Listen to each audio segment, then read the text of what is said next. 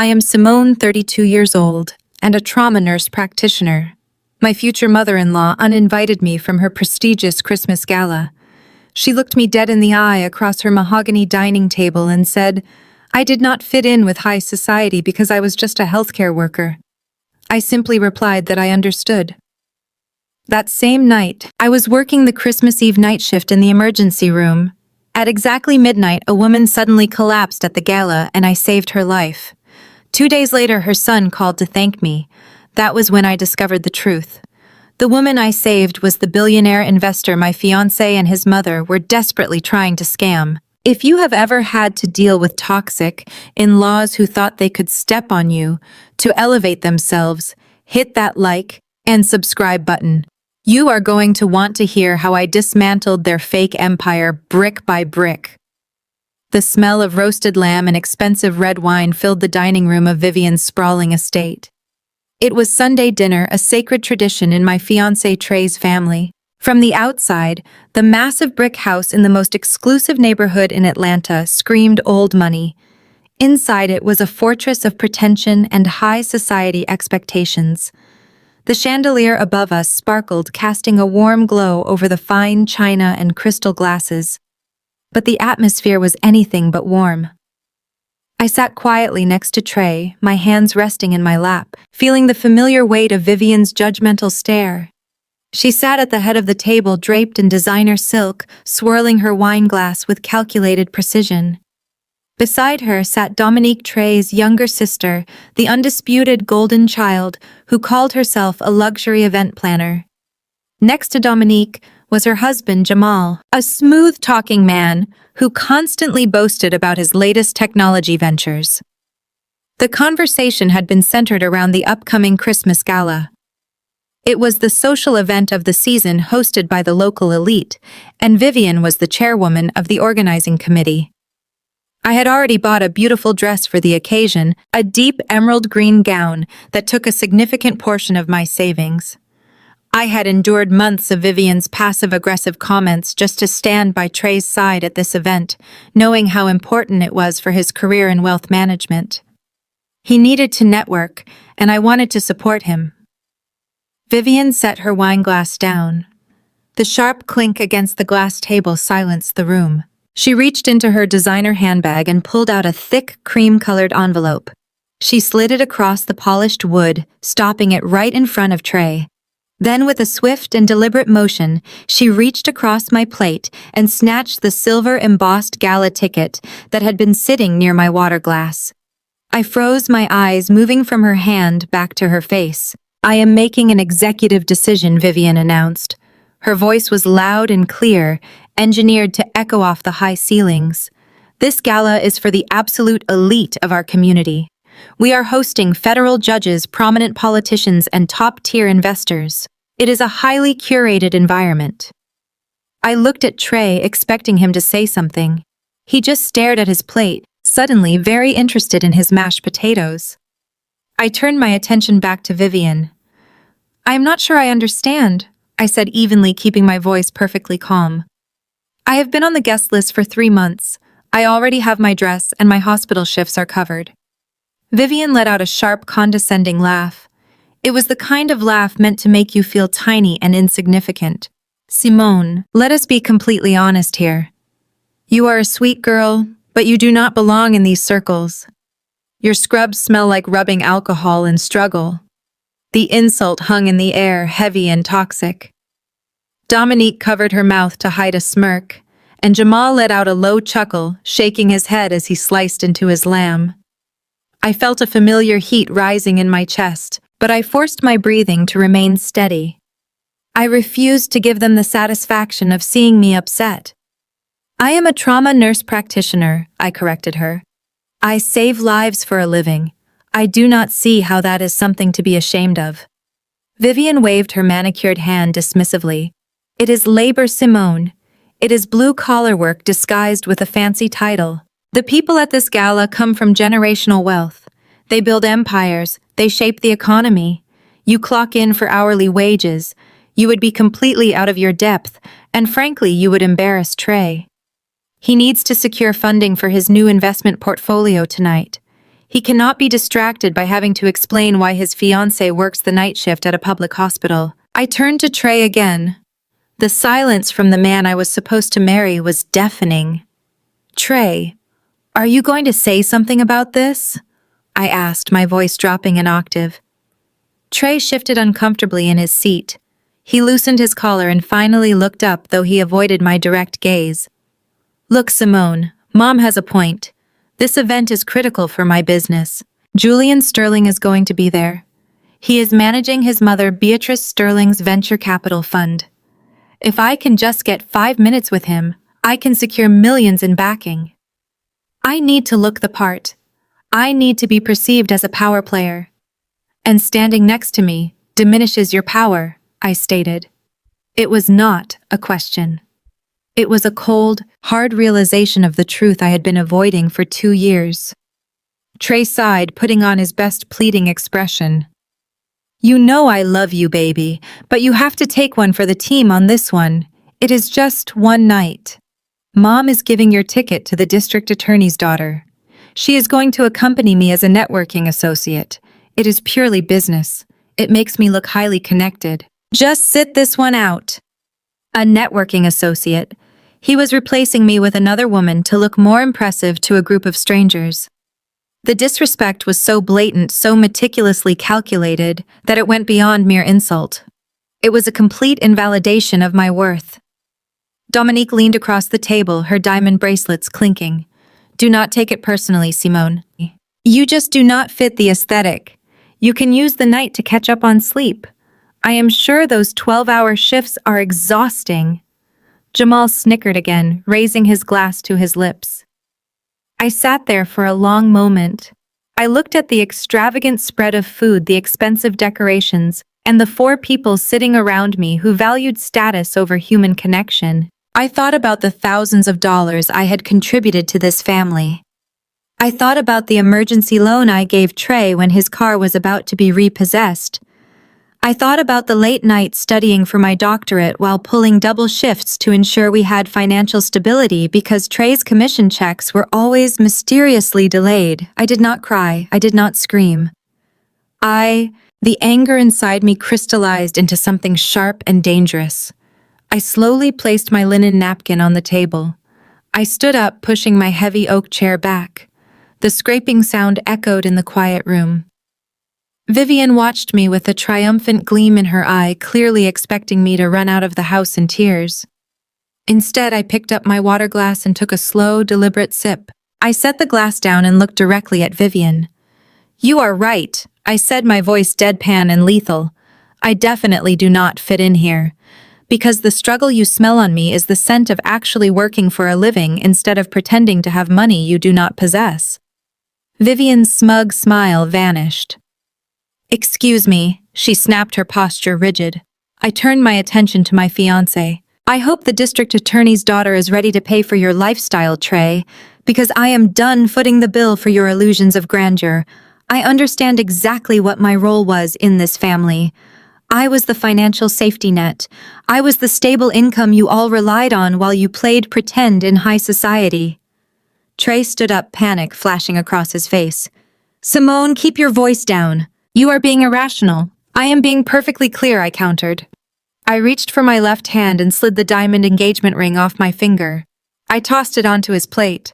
You can pawn that to pay for your networking associate tonight, I said. I will be at the hospital working. Enjoy your gala. I turned on my heel, my sensible nursing shoes making a soft thud against the imported marble floor. But before I reached the arched doorway of the dining room, a bitter laugh escaped Dominique. She could not resist having the last word. You are crazy if you think walking out makes you look powerful, Simone. You are just proving Mom right. You do not have the class to handle a minor setback. I stopped. The heavy silence in the room practically vibrated. I slowly pivoted back to face the table, my eyes locking onto Dominique. The golden child sat there dripping in pearls, sipping wine from a crystal goblet she did not pay for. Class Y echoed. The word tasted like ash in my mouth. Is class what you call begging me for $15,000 last month? Because that is exactly what you did, Dominique. You sat in my living room crying about how your luxury event planning business was going to fold before it even launched if you did not secure that downtown waterfront venue for your fake launch party. You had already invited half the city to an event you had absolutely zero capital to fund. You did not ask your mother for that money. You did not ask your brother. You came to the nurse whose scrubs smell like struggle to cover your deposit. Dominique's face drained of color. Her jaw dropped and she slammed her goblet down. You promised you would never mention that. I promised to support family, I corrected her, my voice slicing through the thick tension. But since I am not family enough to attend a Christmas gala, my promises are officially null and void. And Jamal? I turned my gaze to the smooth-talking tech brother who had been snickering at my expense just moments ago. He stiffened, gripping the edge of the mahogany table. Do you want to talk about class? I asked him, stepping closer. Does high society know that the sleek black Porsche you purposely parked at the very front of the driveway tonight, making sure the valet angled it perfectly under the streetlights, was scheduled for repossession 2 weeks ago? Do they know your so-called venture capital firm has 0 active clients? Do they know I paid the $3,000 late fee to keep the tow truck from dragging it away in the middle of the night? You told Vivian you were closing a massive crypto deal. You told Trey you were waiting on a wire transfer from Dubai. But you called me at 2 in the morning, panicked, because you could not afford to lose your status symbol. Jamal looked away, his jaw clenching.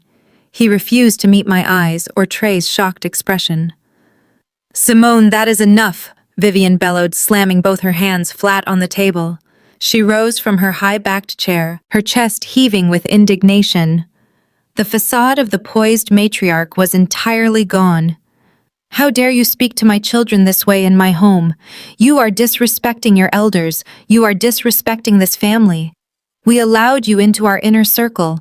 We gave you access to a world you could never have entered on a nurse's salary. You did not give me access to anything. I shot back, meeting her furious glare without blinking. You used my credit score. You used my stable income to float your sinking ship. This house might look like old money, Vivian, but I know the truth. I have seen the late notices on the kitchen counter when I come over to cook your Sunday dinners. I have seen the panic in Trey's eyes when the mortgage is due. You are all drowning in debt, suffocating under the weight of an image you cannot afford to maintain. And you thought you could keep using my paycheck while treating me like the hired help. Get out, Vivian hissed, pointing a trembling finger toward the foyer. Get out of my house right now. You are ungrateful, bitter, and completely devoid of decorum. You will never be a part of this family. That I said, offering her a cold, empty smile is the best Christmas gift you could ever give me. I did not wait for another response. I turned my back on the lavish dining room, walked through the grand foyer, and pushed open the heavy mahogany front doors. The crisp December air hit my face, a sharp contrast to the suffocating toxicity I had just escaped. I pulled my coat tighter around my shoulders and walked briskly down the long, manicured driveway toward my car.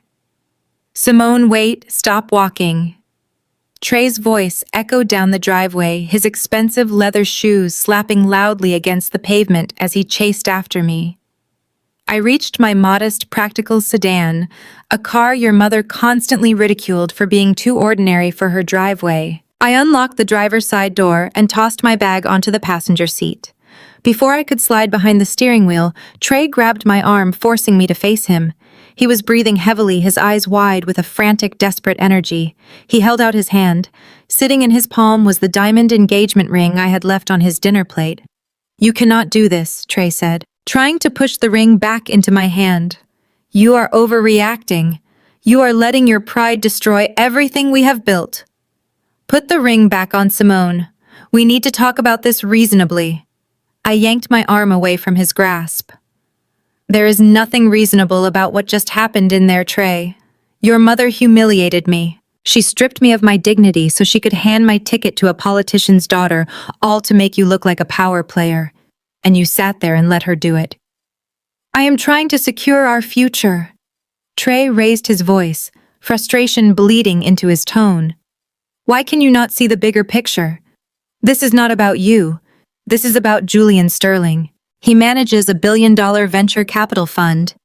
If I walk into that gala tonight looking like I belong to the elite, dripping in success, if I have the right people on my arm and the right high-powered connections whispering in his ear, he will write me a $5 million check right there on the spot. That money changes our lives forever. Your mother literally called my career a source of embarrassment, I reminded him, keeping my voice dangerously quiet. The career that paid your bills. The career that kept your family from going bankrupt. Trey stepped closer, invading my personal space. He shifted his tactics, dropping the anger and replacing it with intense emotional manipulation. Black families stick together, Simone. You know how hard it is for us out here. We have to project wealth. We have to play the game to get a seat at the table. Do you think Julian Sterling got to where he is by playing fair? No. He played the politics of high society. My mother knows how this world works. She is just trying to position me for success. Why are you being so selfish? Why are you trying to tear down my family when we are on the verge of generational wealth? His words were a masterclass in gaslighting. He was using the very real struggles of climbing the corporate ladder as a black man to justify his mother's emotional abuse and his own spineless behavior. He wanted me to feel guilty for refusing to be their doormat. Generational wealth, I repeated, letting out a harsh, humorless laugh. You do not build generational wealth by scamming your exhausted, hardworking fiancé to pay for your fraudulent brother-in-law's repossessed luxury car simply to keep up appearances on social media. You do not build it by taking out third mortgages to host Sunday dinners you cannot afford. You are not building an empire, Trey. You are building a house of cards, and you expect me to be the glue holding it together. You are acting crazy.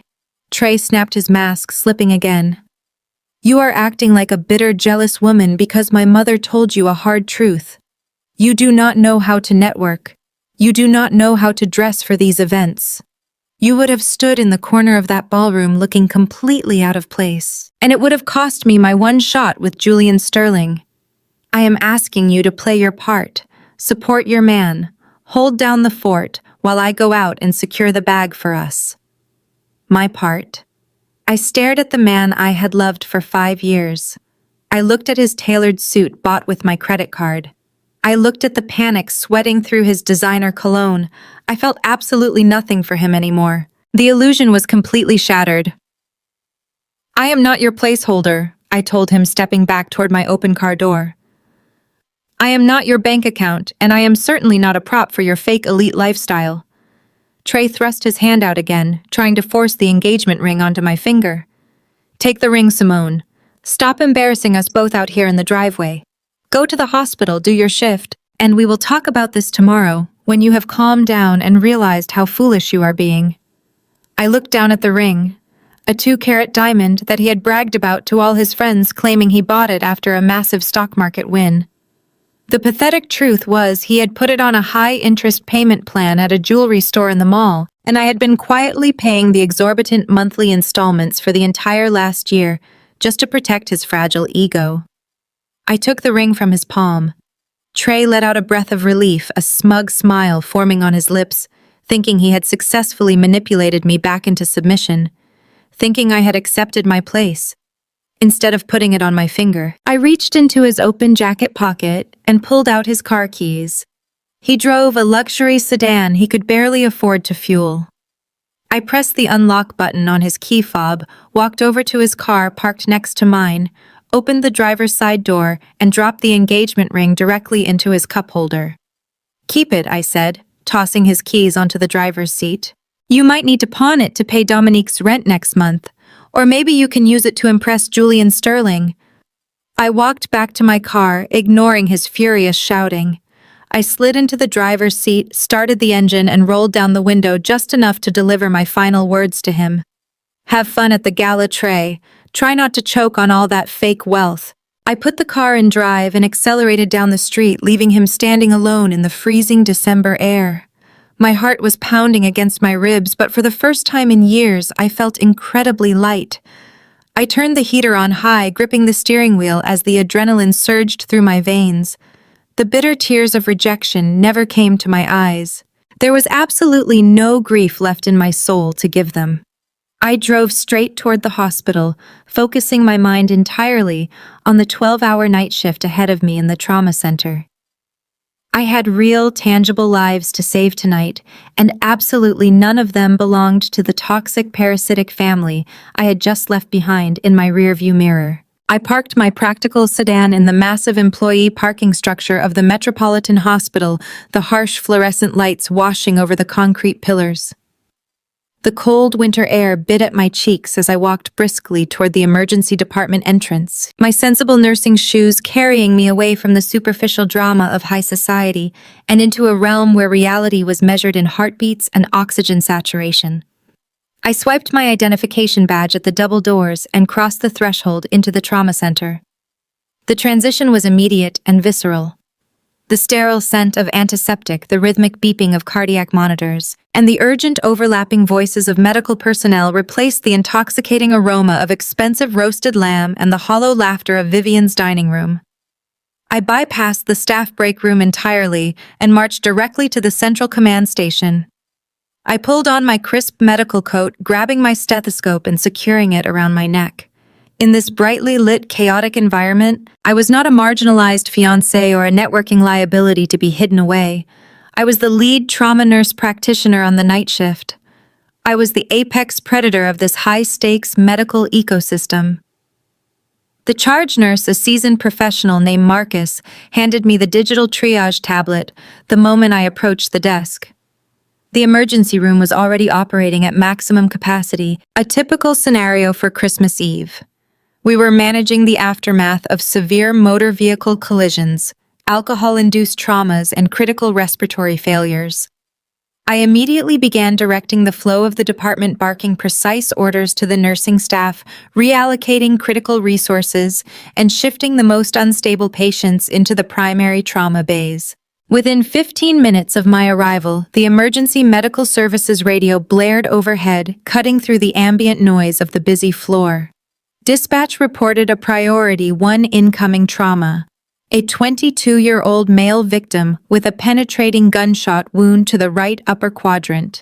He was hypotensive, severely tachycardic, and losing blood rapidly. I stood at the head of Trauma Bay 1, snapping on my sterile purple gloves, while the second-year resident physician, Dr. Evans, hovered nervously beside the crash cart.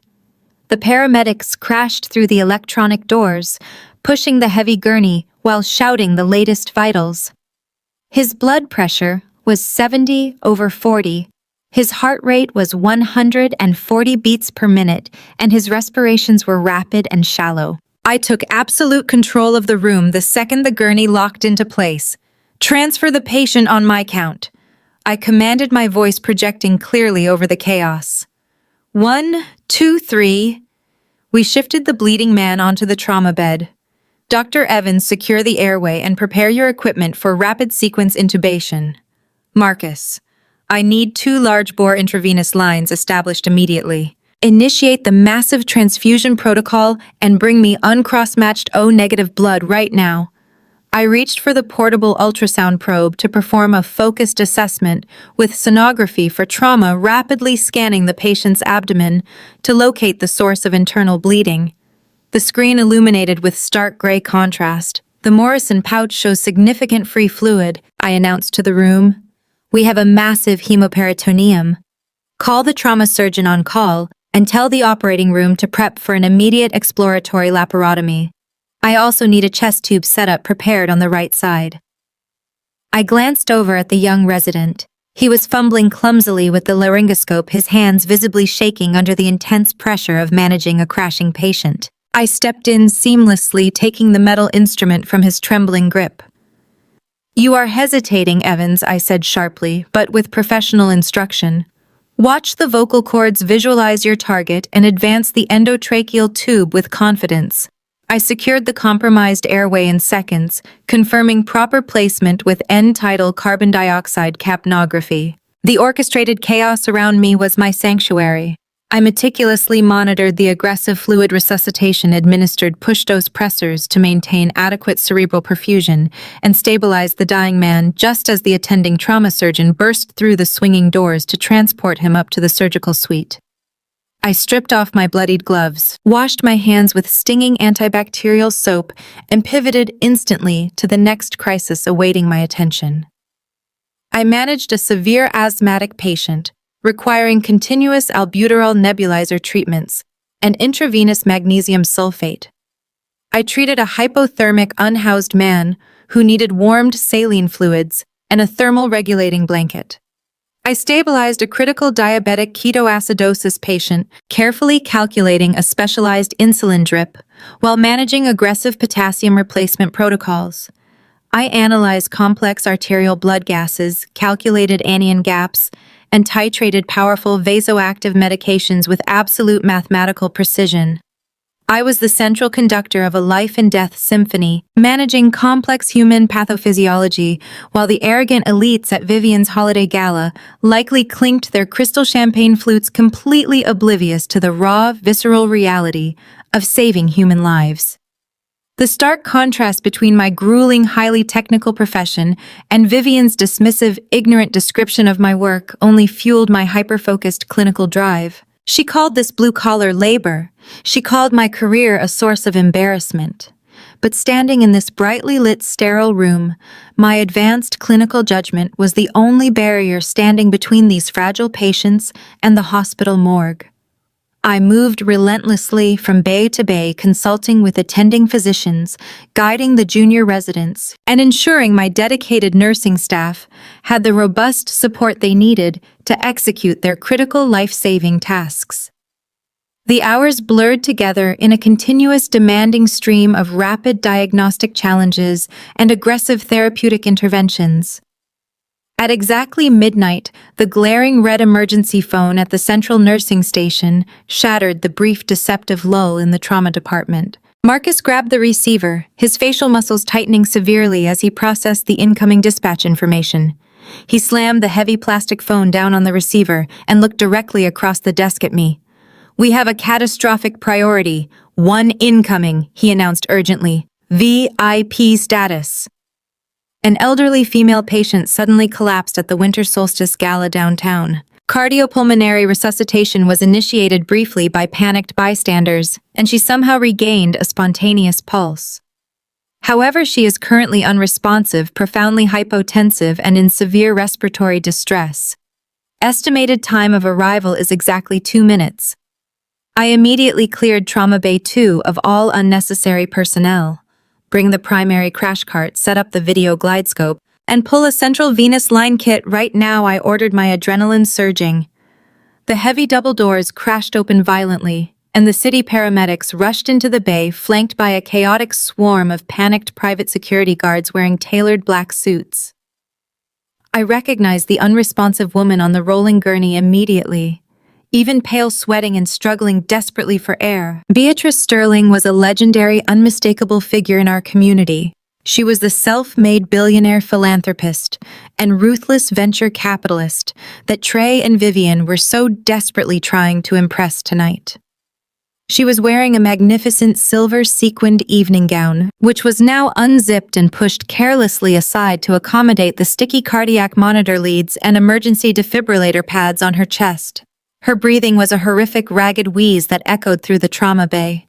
Dr. Prescott, a notoriously arrogant third-year emergency medicine resident who actively despised taking any medical input from nurse practitioners, shoved his way aggressively to the head of the bed. "This is a standard myocardial infarction," Prescott declared loudly, barely glancing at the glowing physiological monitor. Classic presentation. Older female patient, sudden collapse at a high-stress social event. Hand me an electrocardiogram machine. Push 300 milligrams of aspirin. Load her with intravenous heparin. And call the cardiac catheterization lab to activate the STEMI team immediately.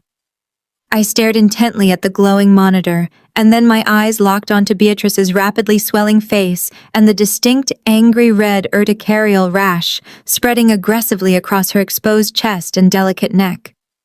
Her blood pressure was crashing dangerously low, plummeting to 60/30, but her heart rate was an erratic 160 beats per minute. I looked down at the paper rhythm strip printing rapidly from the machine. It was extreme sinus tachycardia, not a classic ST segment elevation, indicating a heart attack. "Prescott, stop right there," I commanded, stepping directly into his line of sight and physically blocking his access to the medication tray. "This is absolutely not a myocardial infarction. Look closely at her compromised airway. She has severe angioedema and profound inspiratory stridor. Look at the expanding hives covering her chest. This is a rare anaphylactic reaction, and her collapsing hemodynamics strongly suggest she is in a catastrophic hypertensive crisis masking as a routine cardiac event." Prescott scoffed loudly, his face turning bright red with unjustified indignation. "Step back, Simone. You are just a nurse practitioner. I am the senior physician standing here. I am calling the medical shots. She collapsed at a high society gala. It is a heart attack. If you push those heavy blood thinners into her veins, you are going to kill her." I snapped back, my voice ringing with absolute, unyielding clinical authority. The entire trauma bay went completely dead silent. I pointed a commanding steady finger at her beeping monitor and then directly at her violently pulsating jugular vein. The severe anaphylaxis caused a sudden massive spike in her systemic blood pressure right before she collapsed on that ballroom floor, which subsequently triggered a minor aortic tear. Look at the dangerously unequal blood pressures registering in her left and right arms. Look closely at the widening mediastinum on the portable chest X-ray the radiology technician just snapped on the screen. If you give her that heparin right now, she bleeds out massively into her chest cavity in less than 3 minutes, and she dies on this table. Prescott hesitated, his eyes darting frantically between the glowing monitor, the spreading rash, and the digital X-ray display. His arrogant, superior facade cracked instantly, replaced by the terrifying cold realization that he was completely out of his medical depth. He froze in place, the clear plastic syringe of deadly blood thinners trembling violently in his hand. "Get out of my way," I barked, physically shoving him aside with my shoulder. I did not have precious seconds to spare for his fragile male ego. Beatrice Sterling was actively dying on my trauma table. "Marcus, I need 0.5 milligrams of intramuscular epinephrine drawn up right now. Push 100 milligrams of intravenous hydrocortisone and 50 milligrams of diphenhydramine. Set up a continuous esmolol drip to tightly control her racing heart rate and lower her blood pressure to prevent that delicate aortic tear from rupturing any further. Get thoracic surgery down to this bay immediately." I moved swiftly to the head of the bed, grabbing the video glide scope with practiced hands. Her airway is closing rapidly due to the severe angioedema. I need to intubate her before we lose visualization of the vocal cords completely. Hand me a size 7 endotracheal tube and the flexible bougie. I leaned intently over the unconscious billionaire, maneuvering the camera blade carefully past her severely swollen tongue and highly inflamed airway tissues. It was a notoriously difficult intubation scenario, the exact kind of high-stress procedure that made seasoned anesthesiologists sweat profusely. But my hands were rock steady. I visualized the tiny, rapidly shrinking opening of her inflamed vocal cords and expertly threaded the plastic tube directly through the narrow gap, just as her oxygen saturation monitor dropped to alarming critical levels. I secured the breathing tube, connected her swiftly to the mechanical ventilator, and watched her chest rise and fall with perfectly synchronized, life-sustaining breaths. We administered the epinephrine, promptly reversing the catastrophic allergic cascade, while the continuous esmolol drip stabilized the dangerous shear forces acting on her damaged aorta. Within 10 excruciating minutes, the chaotic, blaring clinical alarms finally silenced. Her blood pressure stabilized at a much safer 110/70. The angry red hives on her chest began to fade away, and the cardiac monitor showed a strong, steady rhythm. The chief of thoracic surgery ran heavily into the trauma bay, urgently reviewing the radiological scans and noting my rapid interventions. "Excellent clinical catch on the aortic tear," Simone, the veteran surgeon, said, approvingly, completely ignoring the pale, sweating resident who was now shrinking quietly into the far corner of the room. "You just saved her life. Let us get her transported up to the surgical intensive care unit for definitive repair. I stood back from the bed, peeling off my purple nitrile gloves, my chest heaving slightly with the sheer exertion of the resuscitation. I watched silently as the critical care transport team wheeled Beatrice Sterling out of the trauma bay alive and hemodynamically stable. I had just pulled the most powerful, influential woman in the entire city back from the absolute brink of death tonight. I walked out of the trauma bay, the heavy metallic doors sliding shut behind me, sealing away the chaotic aftermath of the brutal resuscitation. The overwhelming rush of adrenaline began to slowly ebb from my bloodstream, leaving behind a sharp, crystal-clear mental focus. I walked directly to the large stainless steel sink in the decontamination corridor, washing my hands with scalding hot water and harsh iodine soap. I scrubbed vigorously, watching the pink-tinged suds spiral down the drain, washing away the physical evidence of the intense clinical battle I had just waged. I stripped off my yellow gown. I discarded my protective face shield and slipped into a fresh, crisp white clinical coat. I smoothed down the lapels, took a slow, grounding breath, and walked out into the main emergency department corridor toward the central nursing station. The central nursing station in our hospital was a massive fortified hub enclosed entirely by thick soundproof glass windows. It offered a panoramic, unobstructed view of the expansive emergency room waiting area.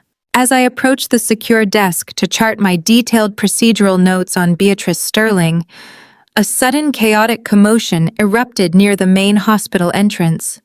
The automatic doors opened. The automatic sliding glass doors flew open violently, and a torrential wave of frantic, overdressed high society elites spilled into the sterile, brightly lit waiting room. The stark, jarring contrast between the pristine medical environment and their extravagant holiday gala attire was immediately glaring. I paused, my fingers hovering silently over the keyboard as I recognized the familiar, arrogant posture of the incoming crowd.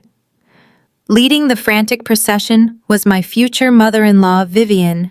She burst into the clinical space like a theatrical hurricane, wearing a shimmering, heavily beaded designer gown that looked entirely absurd against the medical backdrop. She was flanked tightly by my spineless fiancé Trey, who was sweating profusely in his tailored tuxedo, his eyes darting around the room with a calculated, predatory desperation.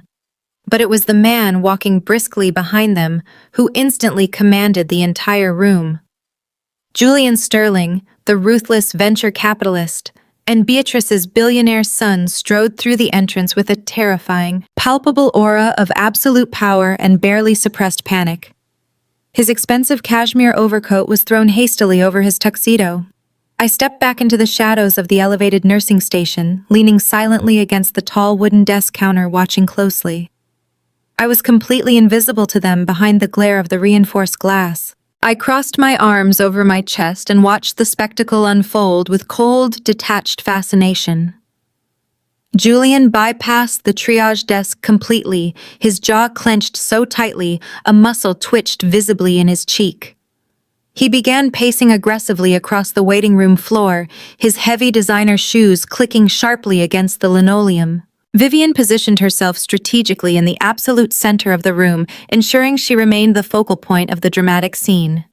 She began smoothing down her perfectly styled hair, adjusting her posture to project sorrow. Trey hovered anxiously beside his mother, clutching his mobile phone tightly in his trembling hand. He looked less like a man concerned for a dying woman, and far more like a desperate gambler waiting for the final roulette wheel to stop spinning. His eyes remained fixated on Julian, tracking the billionaire's erratic pacing with greedy, undisguised anticipation. I watched Trey run a nervous hand over his perfectly lined-up haircut, silently rehearsing whatever pathetic, opportunistic pitch he was about to deliver. The absolute audacity of their presence in this hospital mere hours after Vivian had viciously banished me was enraging. She banished me from their presence for being a mere healthcare worker, and that memory ignited a slow, steady burn of furious clarity deep within my core. I could not hear their voices initially through the thick glass, but the exaggerated theatrical body language of my future mother-in-law was loud enough to broadcast her malicious intentions. Vivian suddenly brought a lace handkerchief to her face, her shoulders heaving in a highly synchronized, entirely fabricated display of profound emotional distress. She took 3 slow, dramatically hesitant steps toward the pacing billionaire. I reached forward and tapped the audio console. I tapped the audio feed button on the security console, activating the overhead waiting room microphones. The crisp, clear sound of Vivian's manipulative performance instantly flooded the private nursing station, allowing me to hear every single toxic, deceitful word she was about to spin. "Oh, Julian," Vivian cried out, her voice trembling with expertly manufactured anguish. "My heart is simply breaking into a million pieces. How is she? Have the doctors given you any updates on your dear mother?" Julian stopped pacing abruptly, running a weary hand over his face. He looked absolutely devastated, stripped of his ruthless corporate armor. "We do not know anything yet, Vivian," he replied, his voice gruff and strained. "The trauma team took her straight back. They said it was critical. I just cannot believe this happened. She was perfectly fine laughing with the governor one minute, and the next she was on the floor." Vivian lunged forward, grasping Julian's hands in a tight, desperate squeeze.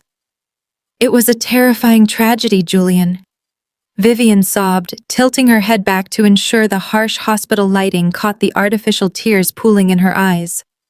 The entire ballroom was completely frozen in shock. Nobody knew what to do. Nobody knew what to do when she collapsed. Those useless politicians just stood there staring. But I could not just let my dearest friend slip away. I simply could not stand by and do nothing. Julian looked down at Vivian, his expression a mixture of profound grief and desperate gratitude. "What do you mean, Vivian?" "The paramedics said someone initiated emergency protocols before they arrived. Was that you? Did you help my mother?"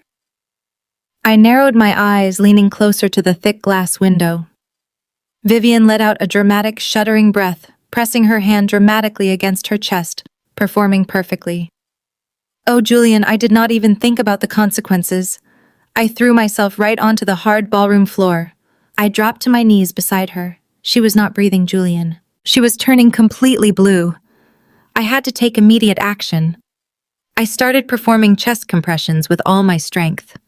I gave her mouth-to-mouth resuscitation. I did not care about ruining my custom $4,000 gown. I just kept pushing on her chest, begging her to stay with us until the ambulance finally arrived. I saved her life, Julian. I brought her back from the edge." I stared at the audio console in absolute horrified disbelief. The sheer magnitude of her lie was staggering. Beatrice Sterling had not suffered a cardiac arrest requiring chest compressions.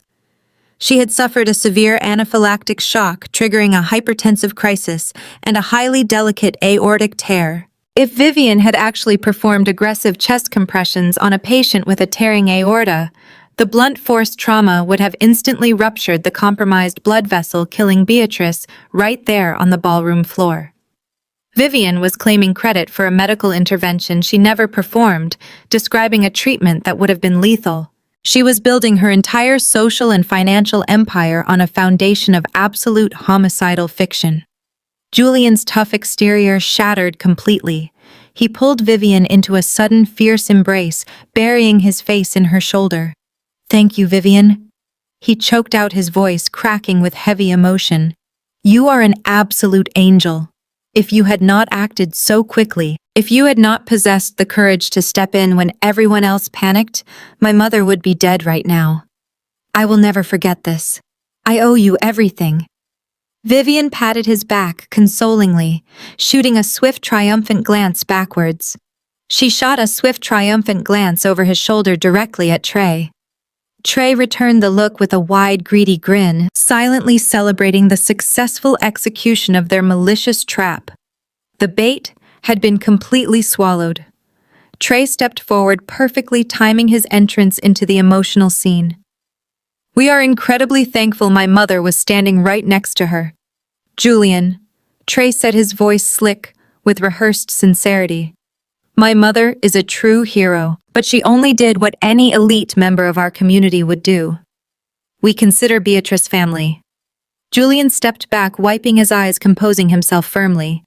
Julian looked at Trey, his gaze solidifying into a look of absolute loyalty.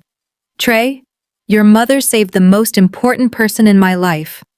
I know you have been trying to secure a meeting with my venture capital firm. Consider it done. Call my executive assistant on Monday morning. I am writing you a $5 million check to launch your firm. I stood perfectly still in the shadowed nursing station, watching this disgusting scene unfold. The blinding rage evaporated, replaced by cold calculation. They had just secured $5 million by claiming credit for my highly specialized medical labor. I stood perfectly still, letting the reality of their massive multi-million-dollar lie wash over me. The sheer audacity of Vivian's fabricated story hung heavy in the sterile hospital air. Julian Sterling had just promised Trey a $5 million investment based entirely on a dangerous homicidal lie. I took a slow, deliberate breath, steadying my racing heart. I turned away from the monitoring console and pushed open the heavy security door leading from the enclosed station into the main emergency department hallway. I intended to walk straight past the waiting room and return to my critical patients. However, the sudden movement of the heavy security door catching the harsh overhead light drew immediate attention. Trey turned his head. His eager, greedy smile was still plastered across his face from Julian's massive financial promise. His eyes locked directly onto mine. I watched the exact millisecond his brain processed my presence. The arrogant, triumphant grin vanished instantly, replaced by a stark, horrifying realization. He saw my crisp, white clinical coat. He saw the heavy stethoscope draped securely around my neck. He saw the purple nitrile gloves sticking out of my deep pockets. The color drained completely from his face, leaving him looking sickly and pale under the harsh, fluorescent hospital lighting. He knew my schedule. He knew I was working the trauma shift tonight. The terrifying mathematics of the situation clicked into place behind his panicked eyes. He realized I was the advanced medical provider who had just saved Beatrice Sterling. Trey muttered a hasty, frantic excuse to Julian and Vivian, backing away from them with clumsy, uncoordinated steps. He turned and practically sprinted toward the restricted double doors of the emergency hallway. I kept my pace, even projecting an aura of absolute unbothered calm. I had just reached the intersection near the trauma supply rooms when Trey intercepted me. His sudden, aggressive movement caught me slightly off guard. He lunged forward, his hands grasping my upper arm with a bruising, desperate force. Before I could shout for hospital security, he shoved his weight against me forcefully, dragging me backward into an empty, dimly lit respiratory supply closet. The heavy wooden door slammed shut behind us, plunging the small, cramped room into semi-darkness. The overwhelming chemical scent of medical-grade bleach, sterile tubing, and latex gloves instantly assaulted my senses. Trey stood with his back pressed firmly against the closed door, trapping me inside the suffocating space. He was breathing heavily, his chest heaving under his expensive, tailored tuxedo shirt. Thick beads of nervous sweat rolled rapidly down his forehead, completely ruining his perfectly groomed appearance.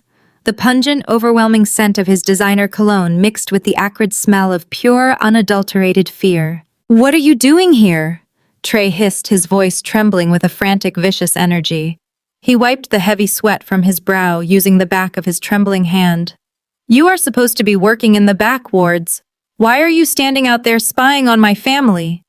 I straightened my white clinical coat, refusing to shrink away from his aggressive, looming posture. I stepped forward, forcing him to press himself tighter against the wooden door. "I am the lead trauma nurse practitioner running this entire department tonight, Trey," I stated, my voice cold, sharp, and brutally precise. "I am the advanced medical provider who received the Priority 1 dispatch. I am the medical professional who aggressively intervened when Beatrice Sterling was brought into my trauma bay, actively dying from a severe anaphylactic shock and a tearing aorta. I am the one who intubated her, stabilized her crashing blood pressure, and saved her life. Not your mother." Trey's eyes darted wildly around the cramped supply closet, searching the metal shelves of oxygen masks and plastic tubing, as if expecting to find a magical escape route. His panicked breathing grew louder, echoing harshly in the confined space. He ran both hands aggressively over his head, pacing in the tiny square of available floor space. "No," Trey muttered, shaking his head in frantic denial. "No, that is impossible. My mother said she performed cardiopulmonary resuscitation. My mother said she brought Beatrice back. She told Julian exactly what happened. Your mother is a pathological liar," I corrected him, my tone completely devoid of any sympathy.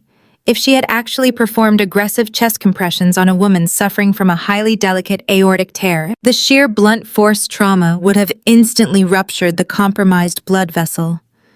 Vivian would have murdered Beatrice Sterling right there on the ballroom floor. Your mother did not save the billionaire. I saved her. And I am going to walk right out that door and tell Julian Sterling exactly what happened. I reached for the brass door handle, but Trey lunged violently forward, using his entire body weight to block my exit. The desperation in his eyes morphed rapidly into a dark, vicious malice. He grabbed both of my shoulders, shaking me slightly. "You are not going to say a single word to Julian." Trey growled, his face inches from mine. The sheer venom in his voice was startling, revealing the true, pathetic monster hiding beneath his polished corporate facade. "This is my $5 million ticket, Simone. Do you understand me? This is the massive financial breakthrough my family has been desperately waiting for. My mother saved us tonight. She secured our future." I stared at the man I had almost married, feeling absolutely nothing but profound disgust. "You are going to let your mother claim credit for my highly specialized medical labor, just so you can scam a grieving son out of $5 million? I asked, my voice dripping with pure contempt. "You are pathetic, Trey. You are a fraud, and your entire family is a bankrupt illusion. I am not protecting your malicious lies." I am walking out there, pulling the medical charts and proving my intervention.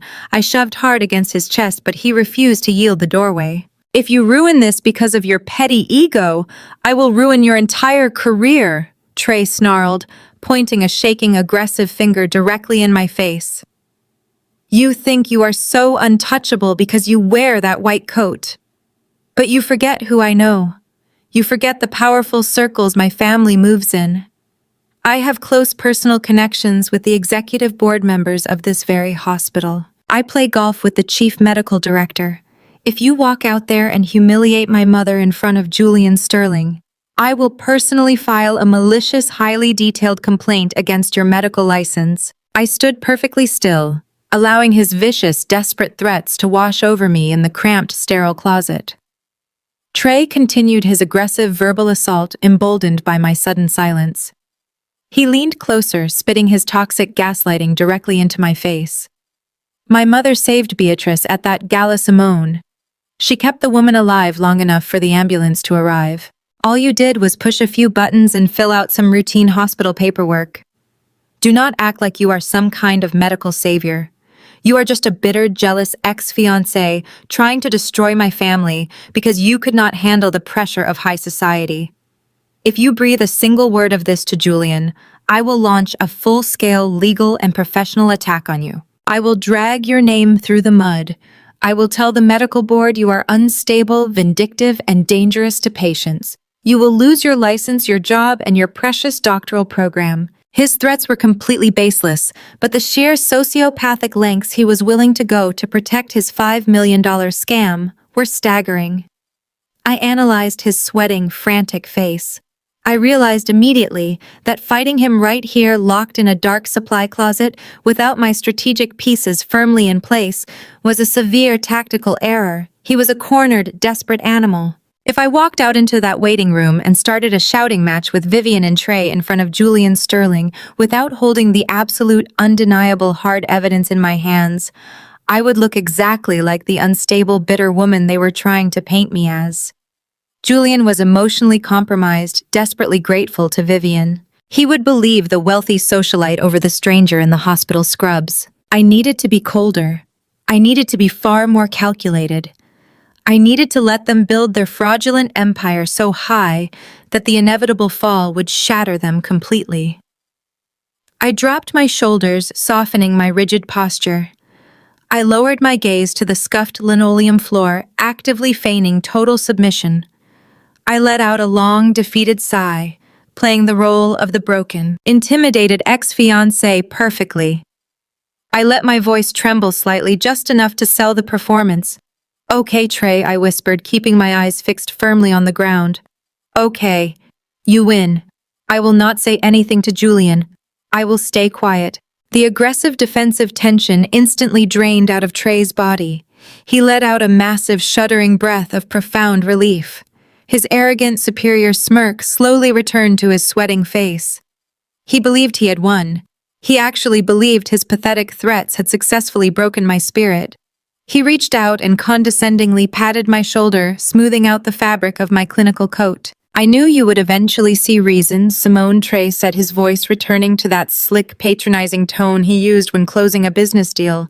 "This is for the best. You focus on your little hospital shifts, and I will focus on building generational wealth. We are done here. Keep your mouth shut and your career stays completely safe." Trey stepped aside, moving away from the heavy wooden door. He spent a few seconds straightening his expensive silk tie, wiping the remaining sweat from his forehead with the back of his hand and taking a deep, composing breath. He opened the closet door, the bright fluorescent light from the emergency hallway spilling into the cramped, dark space. Without looking back, he strode out into the corridor, eager to return to the waiting room and claim his fraudulent $5 million prize. I stood alone in the quiet supply closet for a long moment. I did not cry. I did not shake. A slow, chilling smile spread across my face. Trey had just made the most catastrophic miscalculation of his entire pathetic life. He thought he had successfully silenced me. He thought his threats had neutralized the danger. What he absolutely failed to realize was that I was not retreating. I was reloading. The execution plan was already taking precise, terrifying form in my mind. I stepped out of the closet, my white clinical coat immaculate, my resolve forged into unbreakable steel. I was going to collect every single piece of evidence. I was going to dismantle their entire fraudulent existence, and I was going to do it in front of the entire elite society they worshipped so desperately. I walked calmly down the sterile hallway, my mind operating with the chilling efficiency of a high-functioning trauma specialist. The emotional manipulation Trey had attempted in that supply closet was completely useless against a woman who made life-and-death decisions in split seconds. I returned to the central nursing station and sat down at my designated computer terminal. The chaos of the emergency room continued around me, but my focus was absolute and impenetrable. I swiped my identification badge across the scanner and logged into the hospital's secure electronic medical records database. I pulled up the newly generated chart for Beatrice Sterling. The digital footprint of my medical intervention was immaculate, undeniable, and permanently etched into the hospital servers. I clicked on the intervention tab, meticulously reviewing the time-stamped entries. At exactly 12:03 in the morning, the record showed my clinical assessment of severe anaphylaxis and hypertensive crisis. At 12:04, the administration of 0.5 milligrams of intramuscular epinephrine was documented under my unique provider number. At 12:06, the successful endotracheal intubation was charted, specifically noting my execution of the procedure. At 12:08, the initiation of the esmolol drip was recorded. Every single medication, every critical physiological measurement, and every life-saving action was definitively linked to my name and my advanced practice credentials. I did not just look at the screen. I hit the print command, sending the comprehensive multi-page medical report to the secure printer behind the desk. I watched the heavy sheets of paper slide into the output tray, gathering them immediately. The stark black ink on the crisp white paper represented the absolute destruction of Vivian's grand heroic narrative. I took a bright red highlighter from my pocket and carefully marked the exact timestamps of my interventions. I highlighted the attending physician's addendum at the bottom of the chart, which clearly stated that the trauma nurse practitioner successfully diagnosed and stabilized a masked aortic tear resulting from anaphylactic shock. There was no mention of cardiopulmonary resuscitation. There was no mention of a socialite rendering aid. There was only the hard, irrefutable science of my medical expertise. I slipped the highlighted medical records into a thick, unmarked manila envelope and placed it securely inside my personal locker. I locked the metal door, pocketing the key with a deep sense of satisfaction. The medical proof was secured, but I knew that dealing with high society elites like Vivian and Julian Sterling required more than just clinical charts. People who lived their entire lives projecting illusions were exceptionally skilled at twisting facts to suit their narratives. Vivian could easily claim that she kept Beatrice alive until the paramedics arrived, arguing that my hospital interventions were simply the secondary phase of her initial heroic actions. I needed visual, indisputable proof that Vivian had done absolutely nothing to help that dying woman. I needed the raw truth captured on camera. I knew that electronic medical record systems possessed rigorous audit trails. Every time a physician, nurse, or administrator opened a patient file, the system logged their identity, the exact duration of their viewing, and any modifications they attempted to make. If Trey actually tried to leverage his supposed connections with the hospital executive board to alter or suppress my intervention notes, he would trigger an automatic, highly visible compliance alert.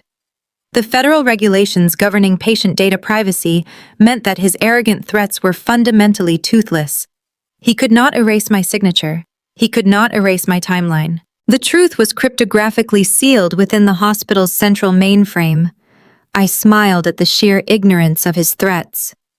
Trey possessed no understanding of how heavily regulated my professional environment actually was. He operated in a world of handshakes, whispered favors, and gentlemen's agreements. I operated in a world governed by strict compliance, objective data, and rigid, unforgiving documentation protocols. I reviewed the physician notes one final time to ensure every detail aligned perfectly with my strategic plan. The chief of thoracic surgery had formally dictated his operative report. In the opening paragraph, he explicitly credited the rapid, accurate diagnosis of the trauma nurse practitioner in the emergency department for preventing a catastrophic aortic rupture. I printed this surgical addendum as well, placing it into my manila envelope. The medical trap was now completely armed and ready to be deployed, but I needed the final fatal piece of evidence to ensure Vivian could never ever recover her social standing. I pulled my personal cell phone from my pocket and scrolled through my contacts. During my years working in the city's busiest trauma center, I had built a vast, reliable network of essential contacts. One of those contacts was a man named David. David was a former combat medic who had transitioned into private security consulting. He currently managed the primary security operations for the Grand Atrium, the lavish, opulent venue hosting the Winter Solstice Gala tonight. I had treated David for a severe laceration 2 years ago, when a violent patient attacked him in our waiting room. I had ensured his rapid treatment and recovery, and he had promised me a favor if I ever needed one. Tonight I was calling in that favor. I sent a highly encrypted urgent text message to David's personal number. I need raw, unedited security footage from the main ballroom of the Grand Atrium from tonight. Specifically looking for the medical collapse of Beatrice Sterling. It is a matter of severe professional importance. I hit send and waited, my eyes tracking the second hand on the large wall clock. 3 minutes later, my phone vibrated in my palm. David's response was brief and cautious. The event organizers are demanding a total media blackout. They want all footage locked down to protect the privacy of the Sterling family. I am currently pulling the server backups right now. What exactly are you looking for, Simone? I typed my response with rapid, deliberate keystrokes. I need the exact camera angle covering the moments immediately before, during, and after Beatrice's collapse. I need a clear, unobstructed view of the woman standing directly next to her, Vivian. I need you to bypass the event organizers and send that file directly to my secure cloud server. I pasted the heavy encryption link to my personal drive. Less than 10 minutes later, a large video file materialized in my secure folder. I opened the file on my phone, turning the screen brightness down to avoid drawing any attention from the other nurses on the floor. The high-definition security camera captured the extravagant ballroom in stunning, vibrant detail. The room was packed with hundreds of the city's wealthiest elites, draped in expensive velvet and sparkling diamonds. In the center of the frame, Beatrice Sterling stood near a massive ice sculpture engaged in a conversation with a small group of politicians. Vivian stood directly to Beatrice's right, hovering eagerly, her face plastered with a desperate, ingratiating smile. I watched the digital timestamp on the bottom corner of the video closely. At exactly 11:45, the crisis initiated. Beatrice suddenly grabbed her throat, her eyes widening in sheer, unadulterated terror. The severe anaphylactic reaction hit her rapidly. She staggered backward, her hands clawing desperately at the collar of her silver sequined gown.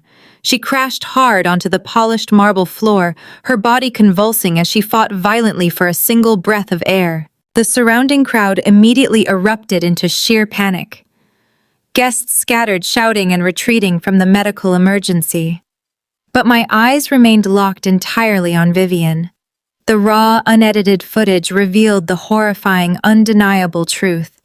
When the billionaire philanthropist collapsed toward her, Vivian did not reach out to catch her. She did not drop to the floor to assess her breathing. She did not initiate cardiopulmonary resuscitation. Instead, Vivian took 3 massive, hurried steps backward. She physically recoiled from the dying woman. The camera captured Vivian looking down at the hem of her $4,000 custom gown, actively pulling the expensive fabric away from Beatrice's thrashing body to ensure it did not get wrinkled or stained. While Beatrice choked and turned a terrifying shade of blue, Vivian stood perfectly upright, smoothing her hair. She then took a slow, casual sip from the crystal champagne flute she was still holding tightly in her right hand. She looked visibly annoyed by the disruption to her prestigious networking event. The video clearly showed a young, terrified catering waiter rushing into the frame, dropping his tray of hors d'oeuvres to the ground. The waiter fell to his knees beside Beatrice, pulling his cell phone from his apron and frantically dialing emergency services. Vivian remained standing several feet away, completely useless, absolutely apathetic, and perfectly safe in her pristine dress. The video was a masterpiece of absolute social destruction. It completely decimated every single syllable of the dramatic, tearful story Vivian had just sold to Julian Sterling in my emergency room waiting area. She was not a hero. She was a callous, image-obsessed parasite who cared more about the integrity of her evening gown than the life of a dying woman. I watched the video 3 consecutive times, memorizing the exact sequence of events, burning the image of Vivian sipping her champagne into my brain. I did not just save this file. I created a heavily encrypted master folder on my private cloud network. I uploaded the raw security footage alongside the comprehensive PDF copies of the electronic medical records, the time-stamped intervention logs, and the thoracic surgeon's operative notes. I then generated 3 separate password-protected backup drives, ensuring that even if Trey somehow managed to access my personal devices, the data would remain entirely untouchable and ready for deployment. I sat back against the counter, letting the full weight of my acquired arsenal settle into my mind. I held the absolute power to vaporize Vivian's social standing and obliterate Trey's financial future with a single click. But deploying this weapon required maximum exposure. Sending it to Julian privately would only allow Vivian to concoct another desperate manipulative excuse. She would claim shock or freeze response or find some way to twist the narrative behind closed doors. I needed to execute this strike in an environment where she could not hide. I needed to spring this trap in front of the very same high society audience she had just blatantly lied to tonight. I firmly closed out of the hospital network and securely locked my phone away inside my designated staff locker. The digital files were perfectly locked. The unarguable receipts were permanently secured. The ultimate execution plan was now fully armed and prepared to completely decimate their entire fraudulent existence. My shift concluded as Christmas morning crept through the emergency department windows.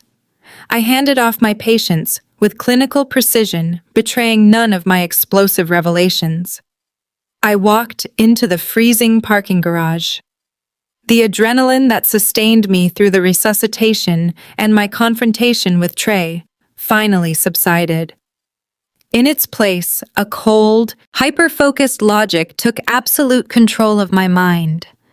As I sat in the driver's seat of my practical sedan, I kept replaying Trey's pathetic sweating face in that supply closet. He was frantic, vibrating with an unhinged energy beyond social climbing. His desperation for Julian's $5 million investment was too raw, too visceral. He looked like a man drowning, gasping for a final breath of air. He was a wealth management consultant who supposedly commanded a six-figure salary, yet he had purchased my engagement ring on a high-interest mall payment plan. Something was fundamentally catastrophically wrong with his finances. A dark, sickening suspicion began to take root in my mind. I reached into my bag and pulled out my cell phone. My fingers hovered over the screen for a fraction of a second before I opened my secure banking application. Trey and I shared a joint wedding savings account. I had personally deposited $70,000 into that specific account, funds I accumulated through relentless overtime and hazard pay. Trey was supposed to have matched my contributions, but he always offered slick, convoluted excuses about his assets being tied up in illiquid investments. I tapped the icon for the joint savings account, waiting for the digital dashboard to load over the weak garage cellular connection. The screen refreshed, displaying stark, bold numbers. The balance read $0.00. I blinked, staring hard at the glaring digital display. I reopened it, convinced there was a temporary server error. The screen loaded again. $0.00. My chest tightened painfully as I clicked directly on the detailed transaction history. 2 days prior, a single massive wire transfer had cleared the bank. Exactly $80,000 had been abruptly drained from the account and funneled into an external routing number I did not recognize. The transfer was authorized by Trey. He stole my money. He completely liquidated my hard-earned savings without a single word of warning. The sickening reality washed over me, connecting every single bizarre behavior I had witnessed over the past few weeks. His insistence that I skip the gala, the panic in the closet, his mother's performance claiming she saved a billionaire. They were not just trying to elevate their social status. They were desperately attempting to cover up a massive, catastrophic financial hemorrhage.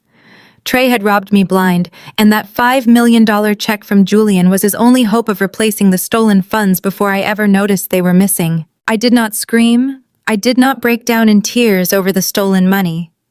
I simply locked my car doors, connected my phone to the Bluetooth system, and dialed the only person who could unravel this massive financial conspiracy.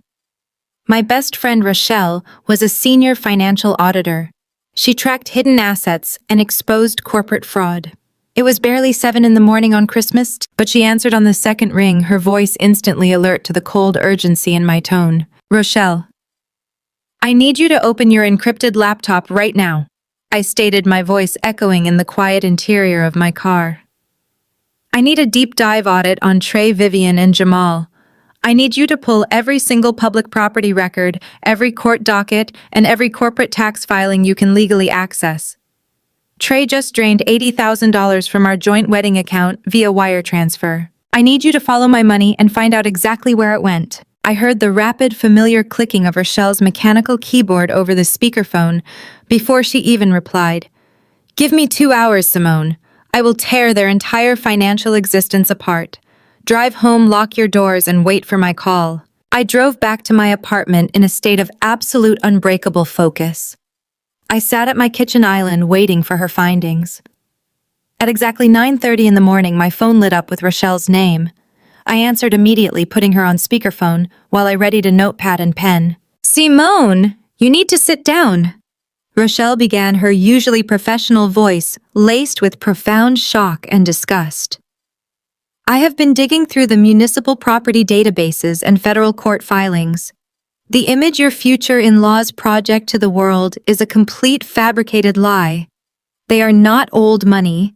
They are a bankrupt, fraudulent shell, and the entire family is currently standing on the absolute brink of total ruin. Tell me everything," I demanded, my pen hovering over the blank paper. "Let us start with the matriarch," Rochelle said, the rapid clicking of her mouse echoing in the background. "Vivian's sprawling, lavish estate in the elite district. She barely owns a fraction of it, holding 3 separate high-interest mortgages. But that is not even the worst part. I pulled the county foreclosure registry. The bank filed a formal notice of default. Vivian's mansion is in active pre-foreclosure. If she does not produce a massive cash payment to clear the severe arrears by the end of January, the bank is going to literally throw her out onto the street and auction the property. She is weeks away from complete homelessness. I wrote the words active pre-foreclosure in bold capital letters on my notepad.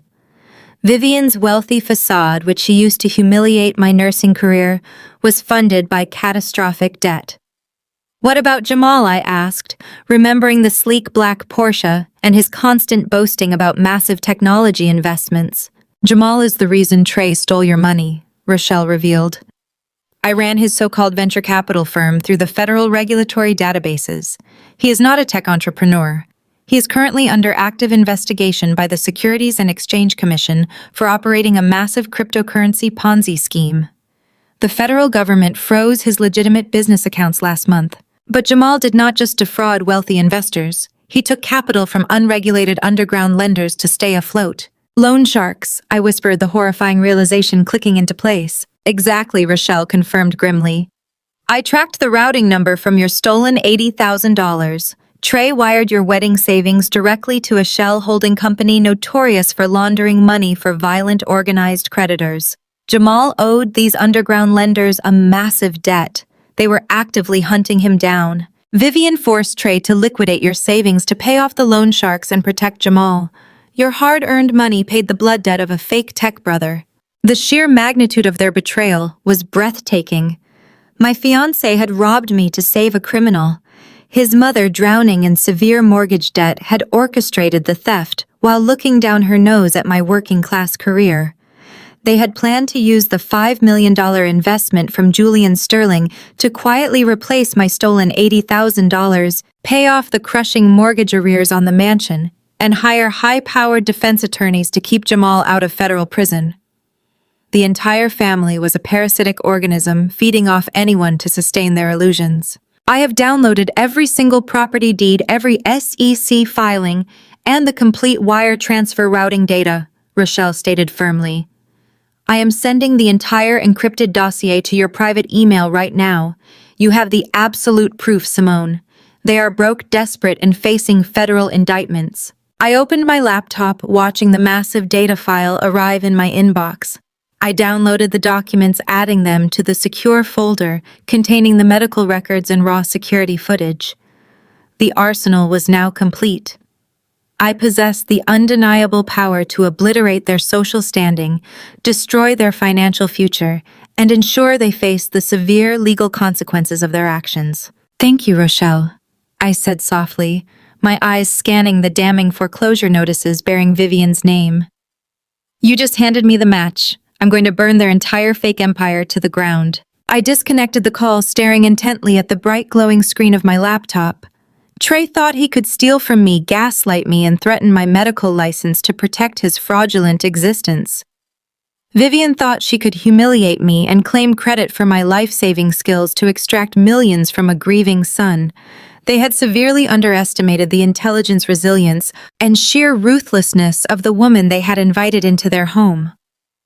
I was not just a naive, disposable healthcare worker. I was their final, ultimate reckoning, and I was going to deliver their absolute destruction on the grandest stage imaginable. Section 8. Exactly 1,500 words. My phone vibrated against the hard granite surface of my kitchen island, breaking the heavy silence of my apartment. I glanced down at the glowing screen. The incoming caller identification displayed an unknown local number. Under normal circumstances, I would have sent it straight to voicemail, but my instincts, sharpened by years of navigating high-stress trauma situations, told me to answer.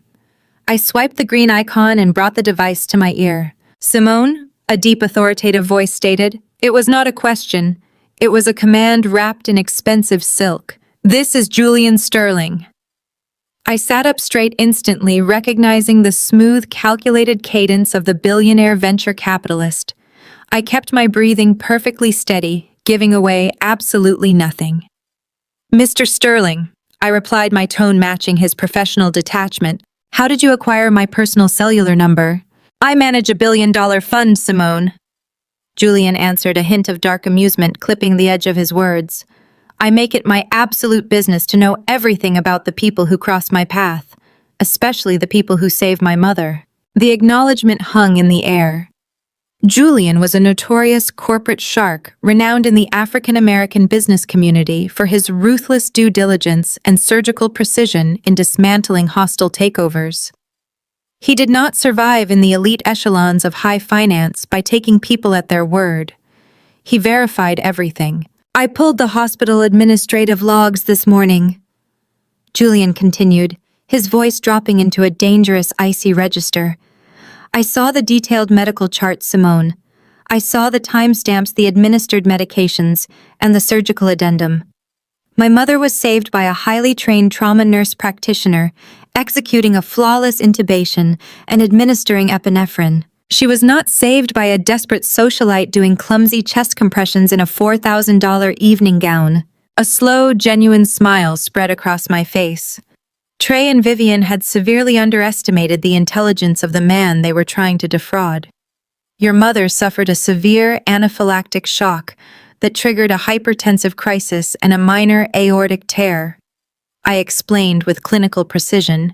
If Vivian had actually performed cardiopulmonary resuscitation on her compromised chest cavity, your mother would have bled to death in less than 3 minutes. Julian exhaled sharply. The sound was heavy with suppressed rage and profound realization. I know, he stated coldly. My chief medical consultant reviewed your notes an hour ago and confirmed exactly what you just told me. Vivian fabricated a homicidal lie to extract $5 million from my firm. She used my mother's near-fatal medical emergency as a pathetic networking opportunity for her incompetent son. They are desperate, Mr. Sterling, I replied, feeling the strategic alignment forming between us. We need to talk, Julian demanded, his tone shifting into pure, unadulterated executive command. Not over unsecured cellular lines. I need to see you in person. Meet me at the private tasting room of the Obsidian Lounge in exactly 1 hour. Tell the concierge you are there for the Sterling account. Bring everything you have. I will be there, I confirmed, ending the call. I immediately grabbed my encrypted laptop and the thick manila envelope containing the printed medical records and financial dossiers. I changed into a sleek, tailored black suit that projected absolute authority. I was not walking into this meeting as a victim seeking sympathy. I was walking into a war room as a highly valuable tactical partner. I drove across the city toward the exclusive invitation-only establishment. The Obsidian Lounge was heavily favored by the city's black elite, a discreet sanctuary where massive political and financial deals were orchestrated far away from the public eye. I handed my keys to the valet and walked through the unmarked mahogany doors. The concierge immediately recognized my name and escorted me past the main dining area, leading me into a soundproof private back room. Julian Sterling was already seated at a dark leather booth. He wore a sharp charcoal gray suit, his posture rigid with contained fury. An untouched espresso sat on the table in front of him.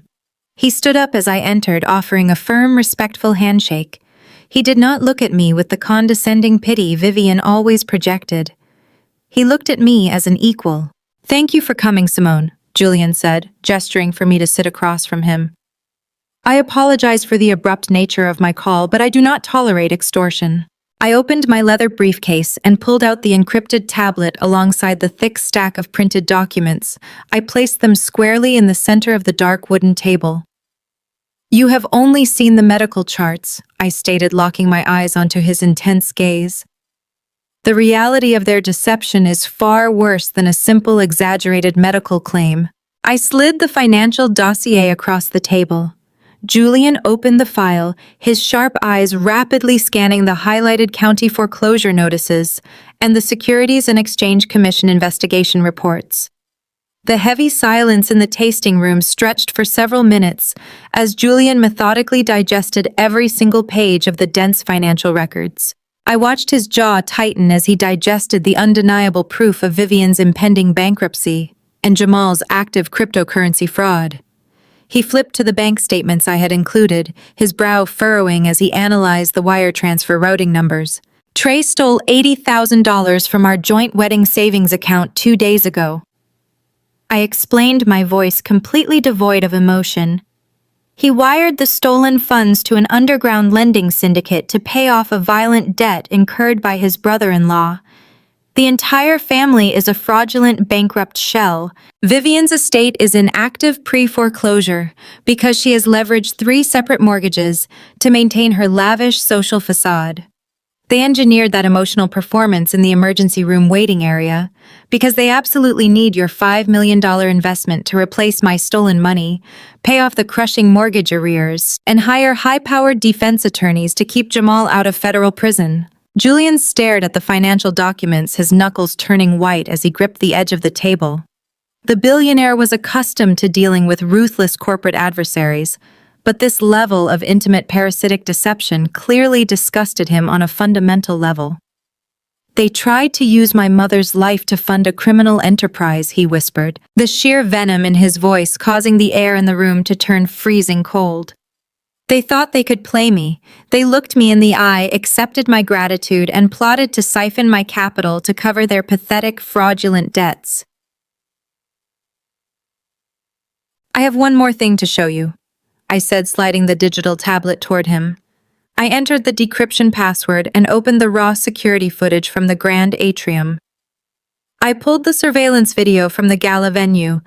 I think you should see exactly how Vivian behaved when your mother collapsed. This is the visual proof that shatters her entire heroic narrative. Julian pressed play. He watched the high-definition screen in absolute horrifying silence. He watched his mother, the woman who had built an empire and raised him, fall forcefully to the cold marble floor, gasping desperately for air as the anaphylaxis ravaged her system. He watched Vivian physically recoil, pulling her expensive designer dress away from the dying woman to ensure the fabric remained pristine. He watched Vivian stand perfectly upright, casually sipping her crystal glass of champagne, while completely ignoring the terrifying medical emergency unfolding mere inches from her expensive shoes. He watched as a young catering waiter scrambled to call emergency services, while Vivian simply smoothed her hair and looked annoyed by the sudden disruption to her prestigious networking event. When the video ended, Julian closed the tablet with a sharp, decisive click. He did not yell. He did not throw his coffee cup across the room. His terrifying, cold-blooded composure was far more dangerous than any screaming fit. He looked up at me, his eyes dark and utterly merciless. He was no longer just a businessman. He was a son looking to avenge the ultimate disrespect shown to his mother. I am going to destroy them. Julian promised, his voice a low, lethal rumble that resonated with absolute certainty. I am going to utterly annihilate their entire existence. I will make sure Vivian can never show her face in this city again. I will ensure Trey never works in wealth management for the rest of his miserable life. And I will personally hand-deliver the evidence against Jamal to my contacts at the Federal Bureau. I want to help you do it, I replied without missing a single beat. Trey threatened to file malicious complaints against my medical license if I exposed their lie. They tried to discard me because I am just a healthcare worker. I want to be the one who drops the final match on their fake empire. Julian leaned back against the dark leather booth, a slow, predatory smile forming on his face. He recognized the exact same ruthless, unyielding determination in my eyes that he possessed in his own. The New Year's Eve charity ball, Julian announced seamlessly, shifting into pure tactical execution mode. My family is hosting the annual gala next week. The entire elite circle of the city will be in attendance. Every major investor, politician, and socialite Vivian desperately worships will be sitting in that ballroom. Vivian and Trey are expecting you to present the $5 million investment check on stage. I noted, instantly grasping the sheer brilliance of his devastating plan. Exactly. Julian confirmed, his eyes gleaming with dark, calculated anticipation. I will invite them as my guests of honor. I will put them in the absolute front row. I will build them up in front of the entire elite community, praising Vivian's supposed heroism to the maximum degree. And then, when all the cameras are flashing and every single eye is focused directly on them, we will spring the trap. We show the security video. I said, a wave of profound satisfaction washing over my soul as the pieces of our strategy aligned perfectly. We project the raw footage of her sipping champagne onto the massive ballroom screens for hundreds of people to witness. We let the entire high society circle see the exact moment she chose her dress over a dying woman. And then you will take the stage, Simone, Julian added, leaning forward to seal our unprecedented alliance. You will walk out there and expose the financial fraud to the entire room. You will show them exactly what kind of people they really are. You will hand them the ultimate humiliation they tried to force upon you. By the time we are finished, they will have absolutely nowhere left to hide. I reached across the table and firmly shook the billionaire's hand. His grip was strong and resolute. The deal was officially struck. The ultimate public execution was set, and the countdown to their complete and total destruction had just officially begun. I gathered my documents, securing them back in my briefcase. I walked out of the obsidian lounge with my head held high. I was no longer the discarded fiancé, I was the architect of their impending doom. The crisp winter wind whipped around me as the valet brought my car around to the front entrance. I slid into the driver's seat, feeling an overwhelming surge of pure empowerment coursing through my veins. For years, I had quietly tolerated Vivian's snide remarks about my humble background. I had absorbed Dominique's endless petty criticisms regarding my lack of designer labels. I had financed Trey's desperate, pathetic attempts to project an illusion of immense wealth to his shallow circle of friends. I played the quiet role they demanded foolishly, believing my loyalty would eventually earn their genuine respect. They had taken my kindness for weakness, assuming my dedication to my medical profession meant I lacked the cruelty required to survive their social arena. They were entirely wrong. My entire career was built on maintaining absolute calculating composure while navigating catastrophic life-threatening emergencies. I knew exactly how to isolate a problem, sever the toxic elements, and execute a flawless surgical intervention. Vivian and Trey had handed me the surgical scalpel when they arrogantly banished me from their precious Christmas gala. Julian Sterling had just handed me the grandest, most visible operating theater in the entire city to perform the procedure. The charity ball was exactly 7 days away. I had 1 week to select the perfect gown, refine my presentation, and prepare myself mentally for the absolute destruction of the family that had tried to bury me. I started the engine of my car and merged smoothly into the bustling city traffic. I was ready for war. The week evaporated in a blur of meticulous preparation and absolute silence on my end. I ignored the sparse, condescending text messages from Trey, attempting to maintain his illusion of control. When New Year's Eve finally arrived, the atmosphere in the city crackled with electric anticipation. The Sterling Foundation Charity Ball was legendary, held at the historic Crystal Pavilion, a venue dripping with architectural grandeur and restricted exclusively to the highest echelon of the African-American elite.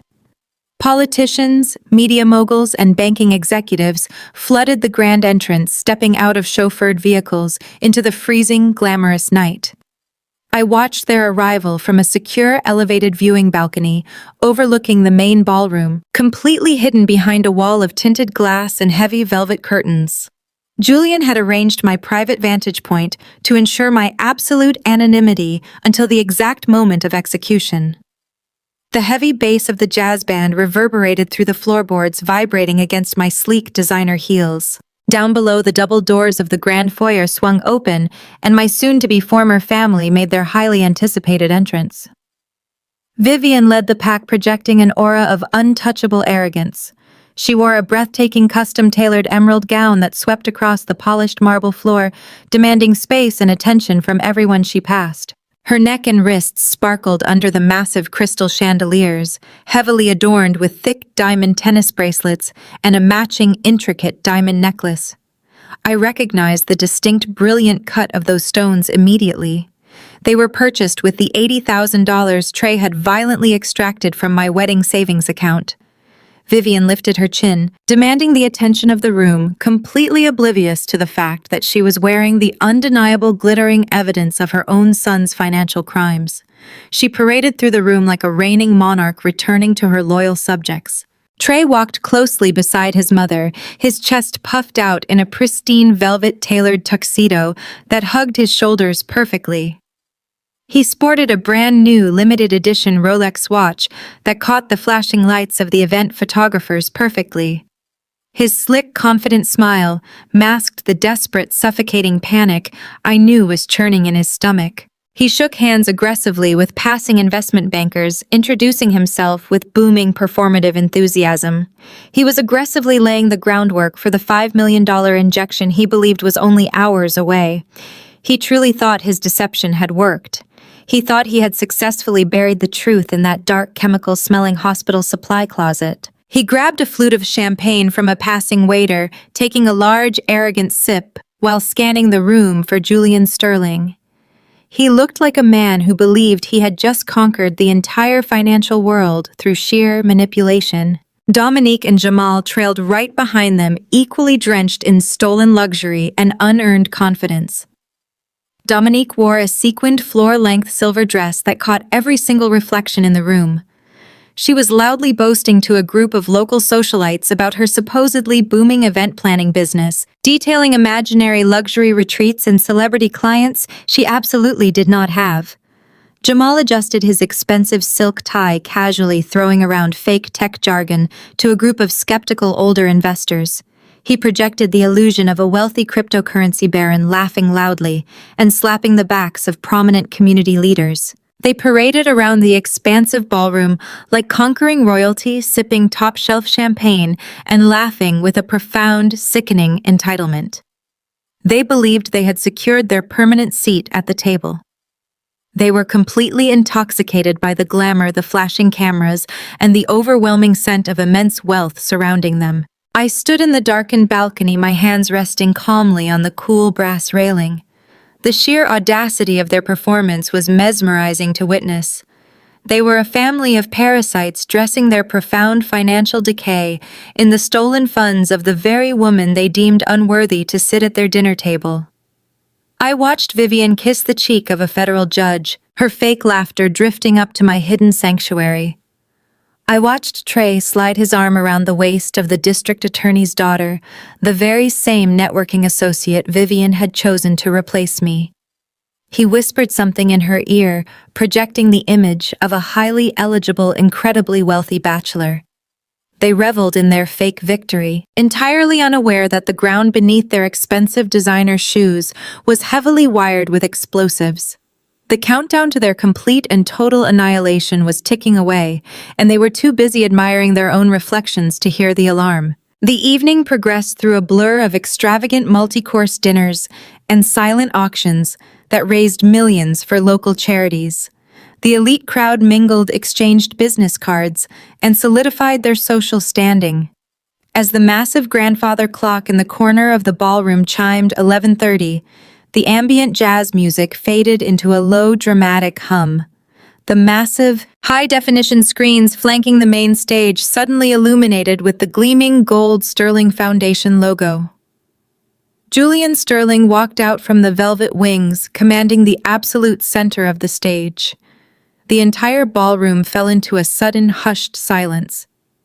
Julian possessed a gravitational pull that demanded immediate, unwavering attention from every single person in the room. He wore a razor-sharp midnight blue suit, his posture radiating a cold, unyielding authority that sent a shiver of anticipation through the massive crowd. Vivian immediately abandoned her conversation with a local real estate developer the second she saw Julian take the microphone.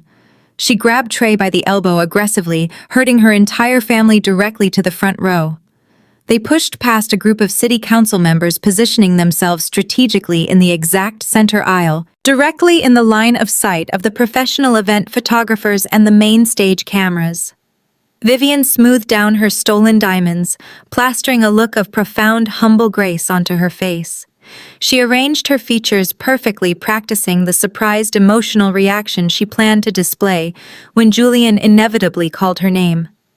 Trey adjusted his velvet jacket, his greedy eyes locked onto the podium where he expected Julian to produce the massive, life-altering check.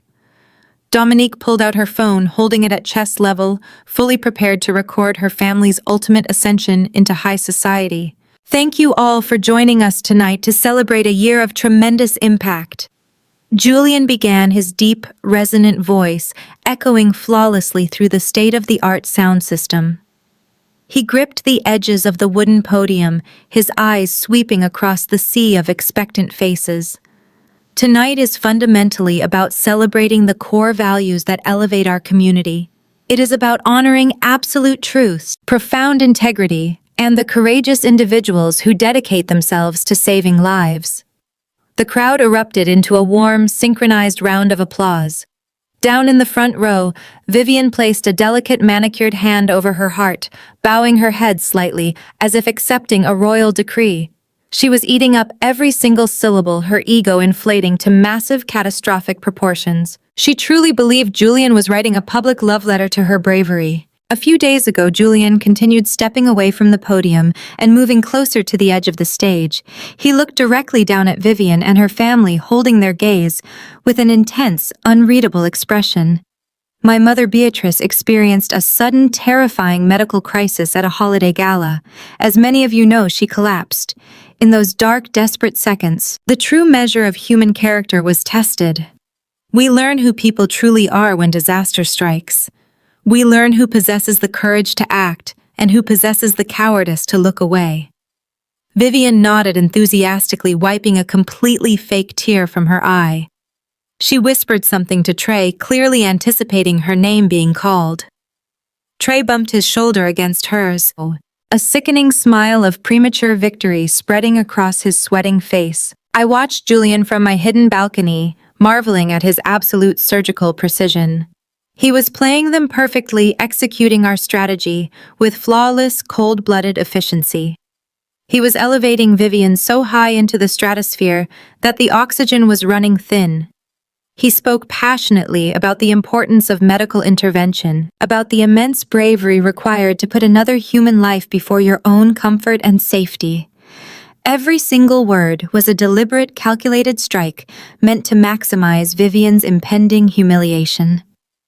The entire ballroom hung on to his every sentence, fully invested in the highly emotional narrative he was spinning.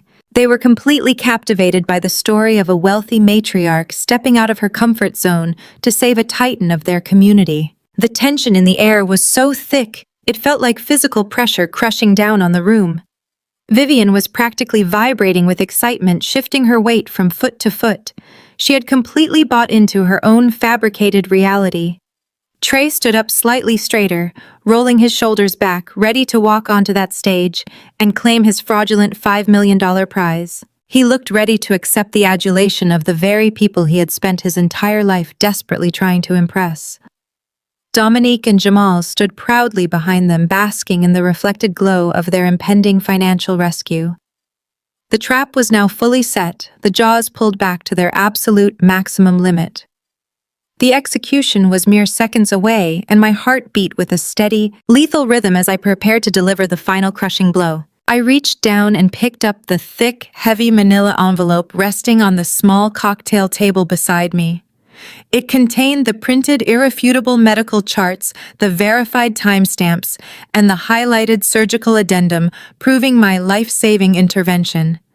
It contained the glaring bank statements detailing Trey's desperate $80,000 theft. It contained the county foreclosure documents bearing Vivian's name and the active federal investigation reports detailing Jamal's criminal financial schemes. I held their complete and utter destruction firmly in my hands. The heavy velvet curtains shielded me from the glittering ballroom below, but I could feel the collective breath of the elite crowd hitching in anticipation. Julian paused on stage, letting the heavy silence stretch out for maximum theatrical effect. He looked down at Vivian one last time, his eyes darkening with absolute merciless resolve. The grand performance had reached its peak. It was finally time to drop the floor out from under them. I stood in the shadows, my pulse thrumming a steady, powerful rhythm against my ribs, as Julian raised his hand to quiet the murmuring crowd. Tonight, Julian announced, his voice slicing through the heavy, expectant air. We are not just going to talk about heroism, we are going to witness it. We are going to look at the exact moment my mother faced the end of her life, and we are going to see exactly who stepped forward to save her. He gestured toward the massive high-definition screens flanking the grand stage.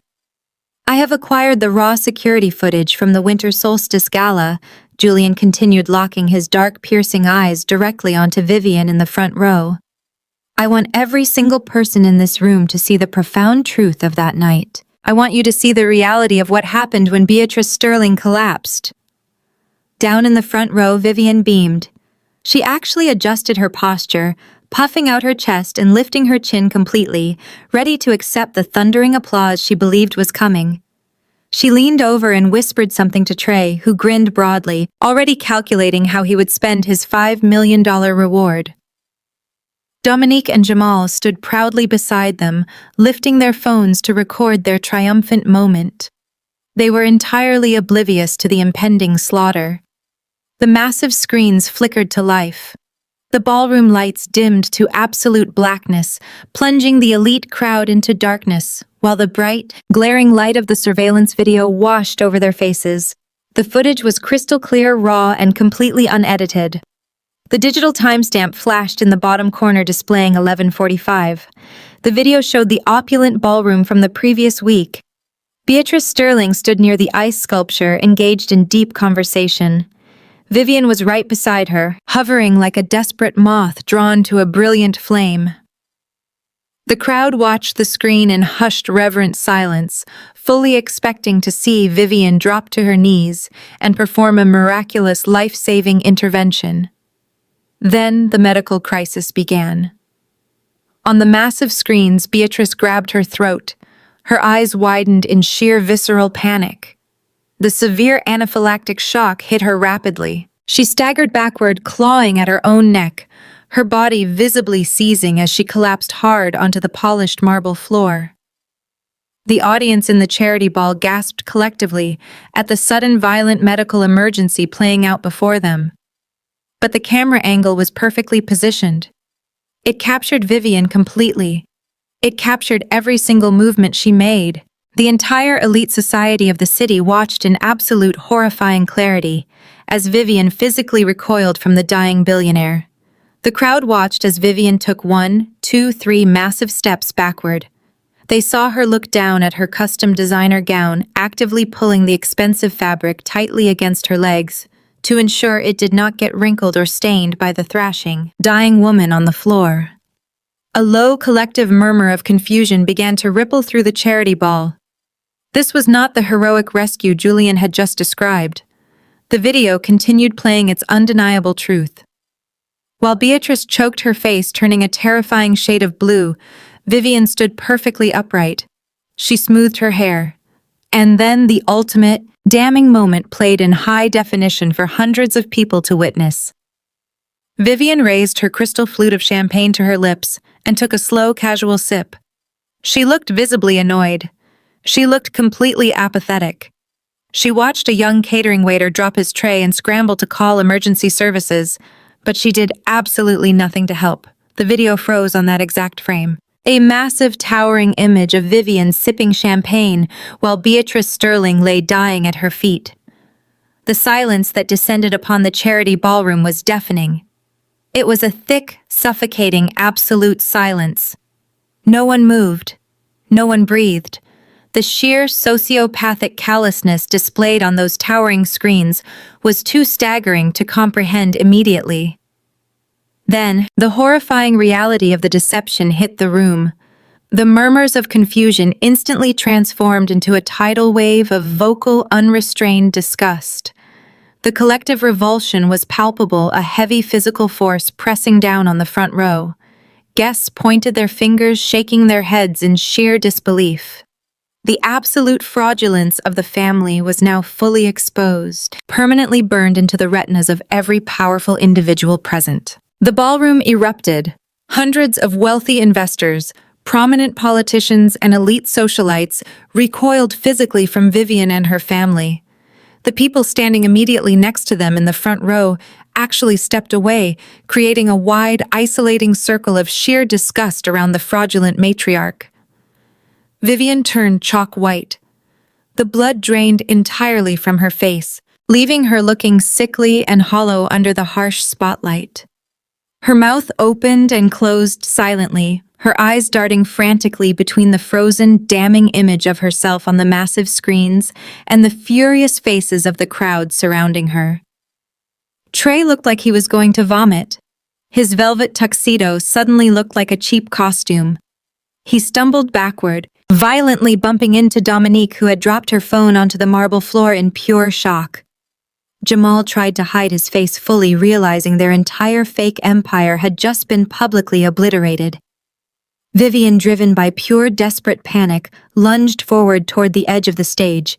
She grabbed the wooden podium, her manicured fingers trembling violently as she reached for the microphone stand. Julian did not stop her. He stepped back, allowing her to hang herself completely. "This is a misunderstanding," Vivian stammered into the microphone, her voice shrill, echoing frantically through the cavernous ballroom. "The camera angle is deceptive. I was in profound shock. I went to get help right after that. You have to believe me, Julian. I saved her.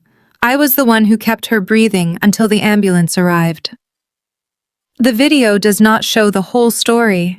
I would never just stand there. A chorus of loud, angry boos and disgusted scoffs drowned out her pathetic, stammering excuses. The city's elite were not foolish. They saw the cold, calculated sip of champagne.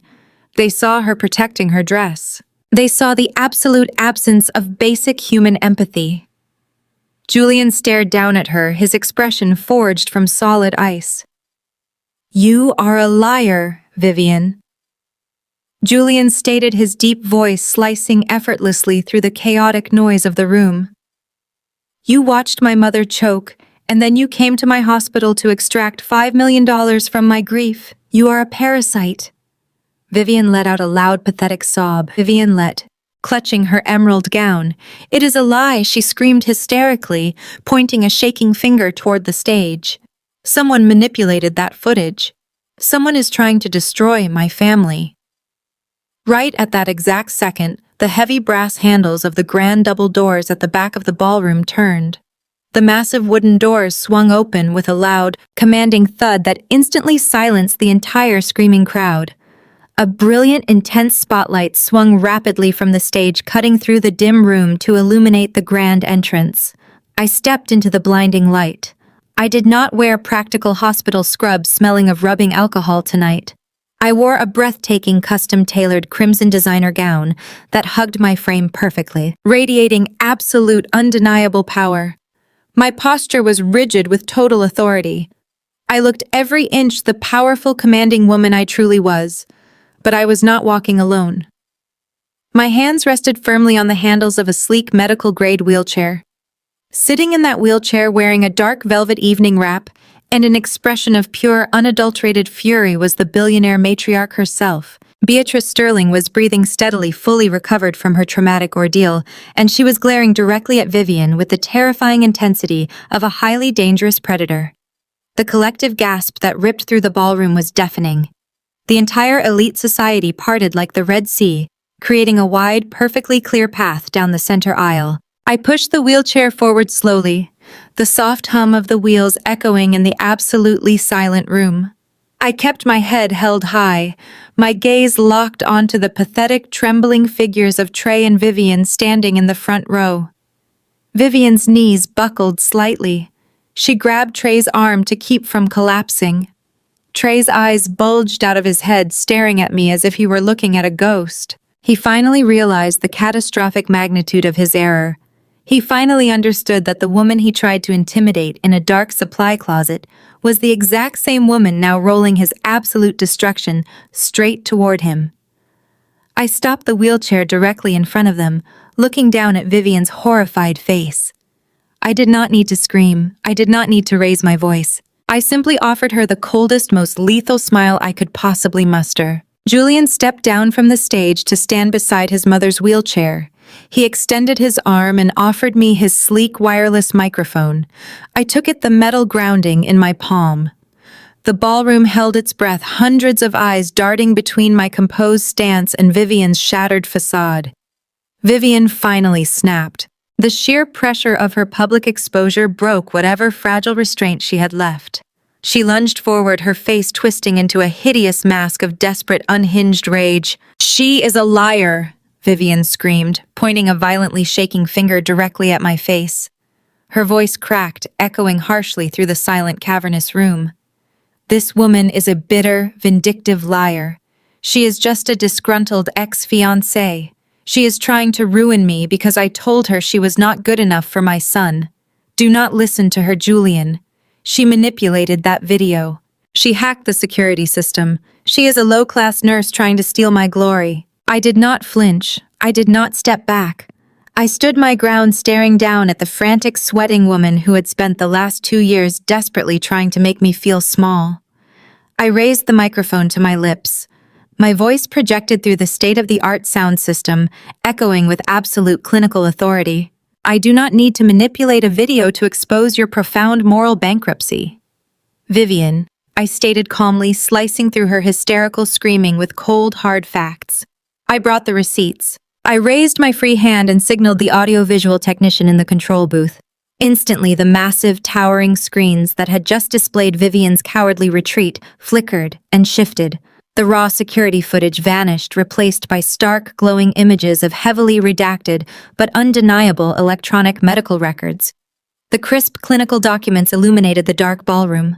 Every single guest in the elite crowd leaned forward, their eyes scanning the undeniably official hospital charts. "What you are all looking at," I announced.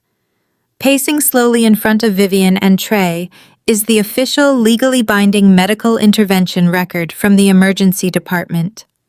If you direct your attention to the highlighted sections on the screens, you will clearly see the exact timestamps.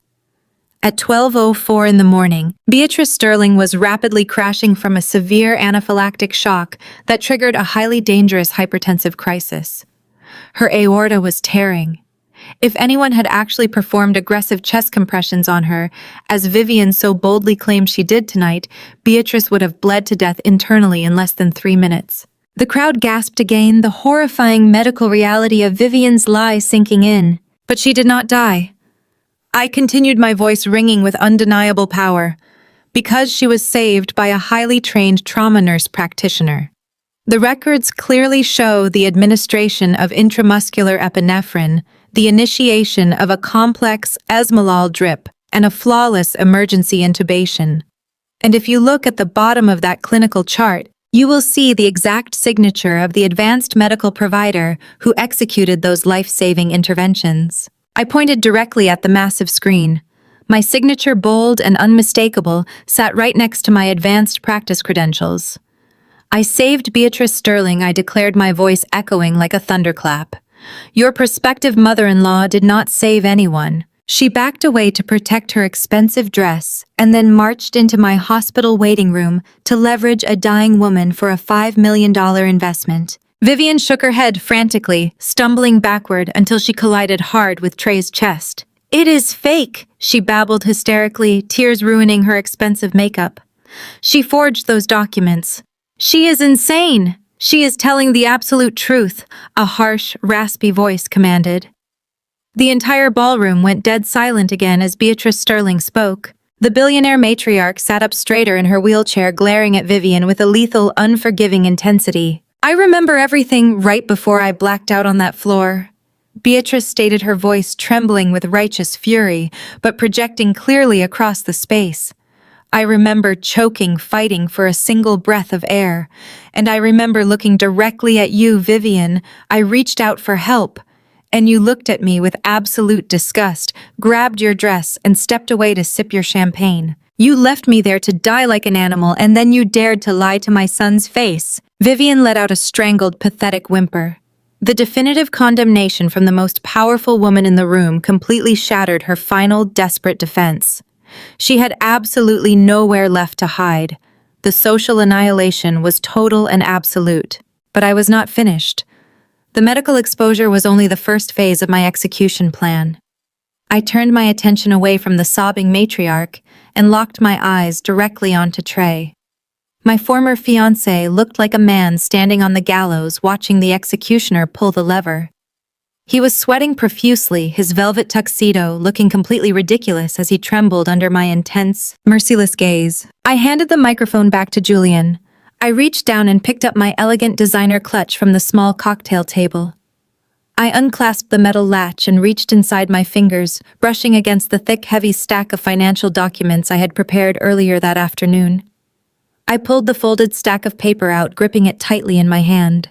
I walked slowly toward Trey, invading his personal space, forcing him to look me directly in the eyes. "You told me I needed to play my part, Trey," I said, my voice dropping to a low, venomous register that carried clearly to the surrounding crowd. "You told me that Black families stick together. You told me we needed to project wealth so you could secure your massive funding. You tried to gaslight me, isolate me, and threaten my hard-earned medical license to protect your mother's homicidal lie. Simone, please." Trey begged, his voice cracking into a pathetic, high-pitched whine. He held his hands up in a desperate defensive gesture. "Please, baby, do not do this. We can talk about this. I love you. You love my credit score." I spat back, thoroughly disgusted by his sudden cowardly pleading. "You love my stable income. You love the financial safety net I provided while you played pretend in high society." With a swift, aggressive motion, I slammed the stack of bank statements directly into his chest. The heavy papers hit his velvet lapel and fluttered aggressively to the marble floor, scattering in all directions. "You drained $80,000 of my money to buy that Chanel dress your mother is wearing, and to pay off the loan sharks hunting Jamal," I shouted, my voice booming across the silent ballroom without the need for a microphone. The elite crowd erupted into a chaotic frenzy of shocked whispers. The mention of loan sharks and stolen money sent a massive shockwave through the prestigious charity ball. Trey dropped immediately to his knees, frantically scrambling to gather the scattered bank statements from the floor, as if hiding the paper would somehow erase the truth. He looked absolutely pathetic, a desperate fraud crawling on the marble in his expensive tuxedo. I turned to face the captivated audience, ensuring my voice carried to the back of the room. "The image this family projects to the world is a complete fabricated illusion," I announced, systematically dismantling their entire existence. Vivian's sprawling estate is in active pre-foreclosure. The bank is seizing her property in less than a month because she holds 3 separate mortgages she cannot afford to pay. And Jamal, I pivoted to point directly at the smooth-talking tech brother who was now attempting to quietly sneak toward the ballroom exit. Jamal is not a venture capitalist. His fake technology firm is currently under active investigation by the Securities and Exchange Commission for operating a massive cryptocurrency Ponzi scheme. The federal government froze his accounts last month. He is drowning in illegal debt to underground lenders. Trey robbed my joint wedding savings account to save Jamal's life and buy his mother's silence. This entire family is a bankrupt, parasitic shell. They are drowning in catastrophic debt, suffocating under the weight of an image they absolutely cannot afford to maintain. They targeted the Sterling family because Julian's $5 million check was their only hope of escaping federal indictments and complete homelessness. The prominent investors Jamal had been networking with backed away in sheer horror. The social ruin was instantaneous. Trey remained on his knees, gripping the scattered bank statements in his shaking hands. Tears streamed down his face. "Simone, please forgive me," Trey sobbed, abandoning all pretense of dignity. I looked down at the pathetic, weeping man. I felt absolutely no pity, no lingering affection, and no mercy. I took a slow, deliberate step back. "This event is for the elite," I said. "You do not fit in. Find another table." The moment the words left my lips, the spell that had paralyzed the ballroom finally broke. 2 massive security guards in dark suits materialized from the shadows near the grand entrance. They moved with absolute terrifying efficiency, their boots thudding heavily against the polished floor. One guard grabbed Jamal by the shoulder just as he reached the brass handles of the exit doors in a cowardly attempt to escape.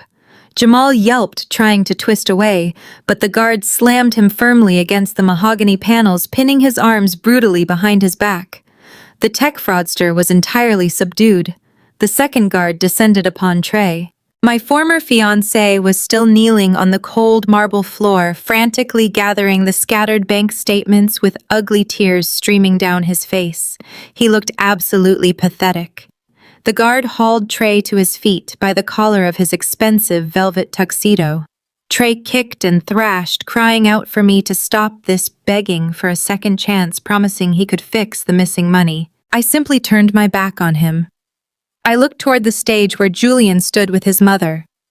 Julian gave a sharp, commanding nod to the head of security.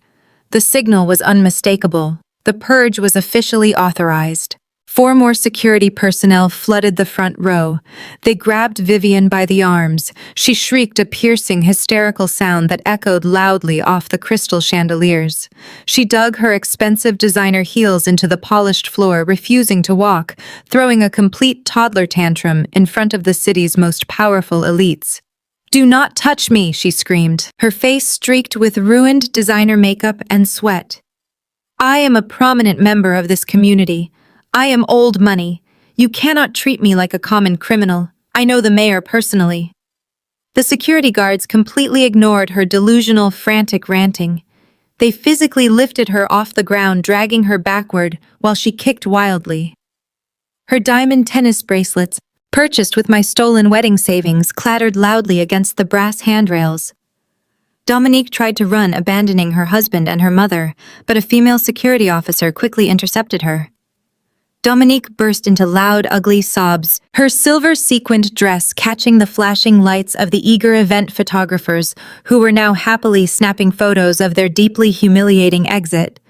The high society gala had officially transformed into a spectacular crime scene.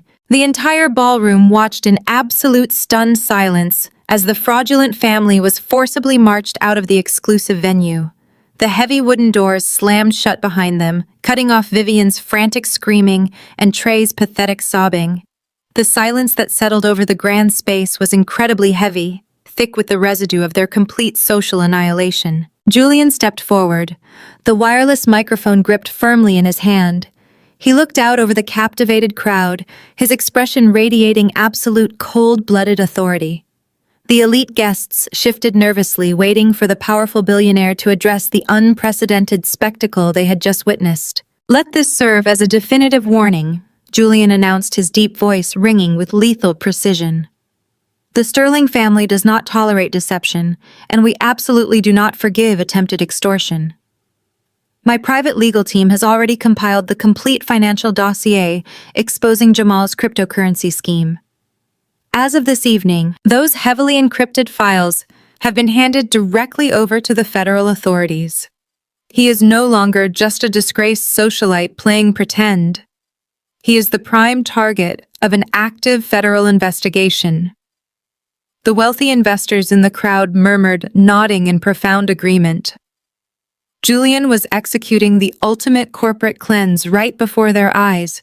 Furthermore, Julian continued, locking his intense eyes with the prominent judges and high-powered attorneys seated in the front rows. "I am officially pressing criminal charges against Trey for attempted extortion and massive financial fraud. He tried to leverage my mother's near-fatal medical emergency to extract $5 million from my venture capital firm. He will face the absolute maximum penalty under the law. I will personally ensure he spends the next decade sitting in a federal prison cell reflecting on his catastrophic mistake." The immediate consequences of that spectacular public execution unfolded with breathtaking, ruthless speed over the next 48 hours. The absolute destruction I had orchestrated was swift, comprehensive, and entirely merciless. I sat in my quiet, secure apartment on New Year's Day, watching the catastrophic fallout obliterate every single aspect of their fake existence. The elite society they had worshipped so desperately turned on them with vicious, unapologetic speed. Gossip travels like wildfire among the wealthy, but absolute verified financial fraud acts like a nuclear bomb. Vivian's carefully cultivated reputation was completely vaporized before the sun even rose. She was entirely radioactive.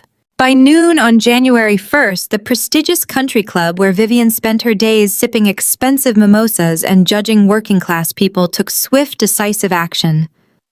The board of directors held an emergency unrecorded meeting and unanimously voted to revoke her exclusive membership. They sent a private courier to her heavily mortgaged estate, delivering a formal letter of permanent expulsion.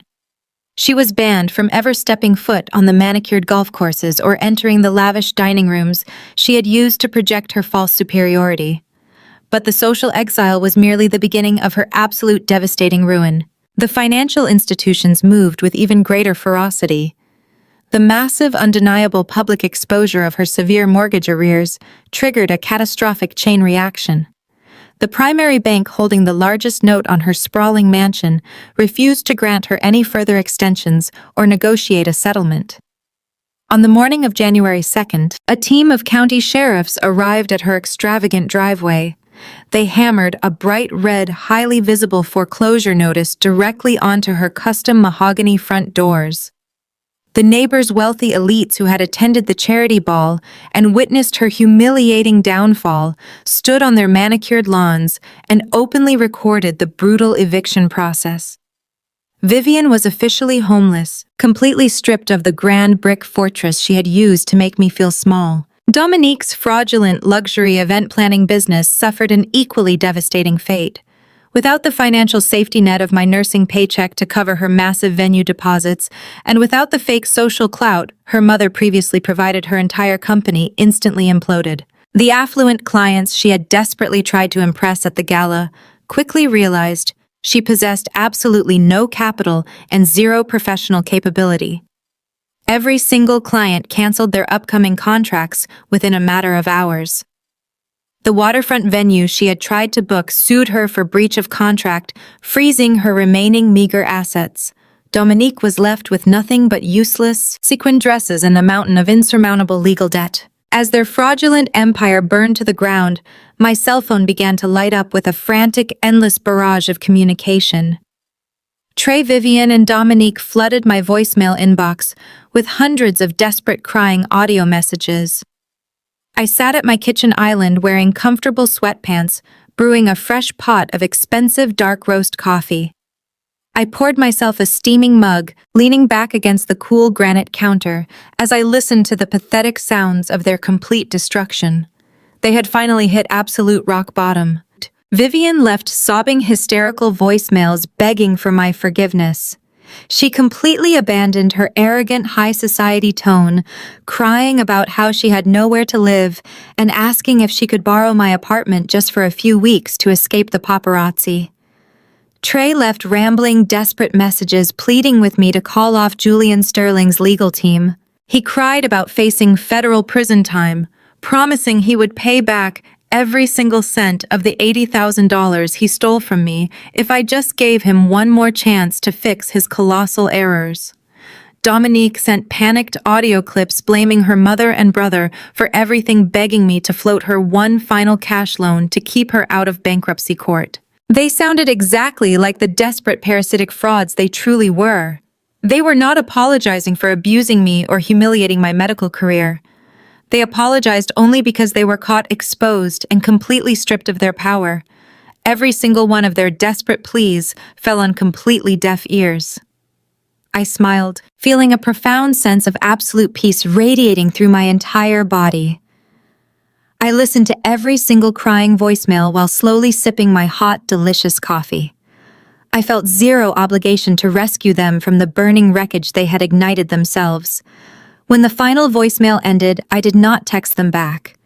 I simply downloaded the entire audio file of their frantic confessions, attached the recording to a formal email, and forwarded the entire package directly to my criminal defense lawyer.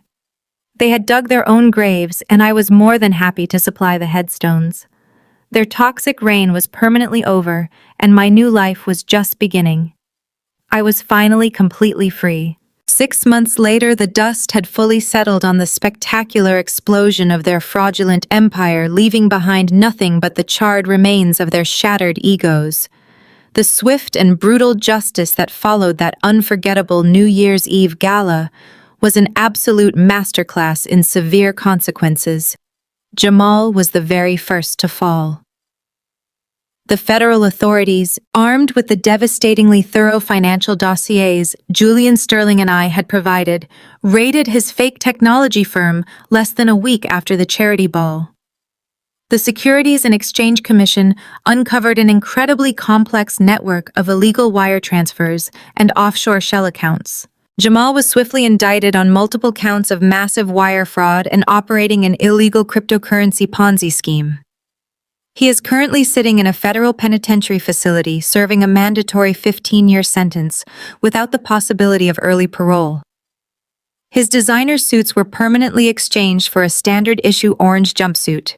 Dominique, utterly stripped of her husband's stolen money and her mother's fake social clout, was forced to confront the harsh reality of her own profound incompetence. Her fake luxury event planning business evaporated completely. She filed for severe personal bankruptcy and moved into a tiny, dilapidated studio apartment on the outskirts of the city. She currently works grueling overnight shifts as a cocktail waitress at a low-end sports bar, serving the exact same working-class people she used to viciously mock and belittle. Trey suffered perhaps the most satisfying downfall of them all. His reputation in the wealth management industry was completely vaporized. Julian Sterling ensured that every single major investment firm, private bank, and financial institution in the country knew exactly what Trey had attempted to do. No reputable corporation would ever hire him to manage a single cent of their capital. Bankrupt, disgraced, and drowning in the massive legal fees stemming from his attempted extortion charges, Trey was forced to take a minimum wage retail job selling cheap cell phone accessories at a dying local shopping mall. He spends his days wearing a terrible polyester uniform, aggressively pushing extended warranties on uninterested customers just to afford his weekly groceries. The man who once tried to pawn my engagement ring to buy his way into high society is now completely invisible and painfully ordinary. And Vivian, the self-proclaimed queen of the elite circle, suffered the ultimate crushing social death. The bank successfully foreclosed on her sprawling, heavily mortgaged mansion, auctioning it off to a younger, legitimately wealthy tech developer. Vivian was forcefully evicted by the county sheriff. She now lives in a cramped, damp one-bedroom apartment in a highly undesirable neighborhood. Her country club memberships are permanently revoked. Her prominent socialite friends completely blocked her phone number. She spends her days wandering the aisles of discount grocery stores, clutching her fake designer handbag, bitterly recounting her former glory days to complete strangers who actively ignore her.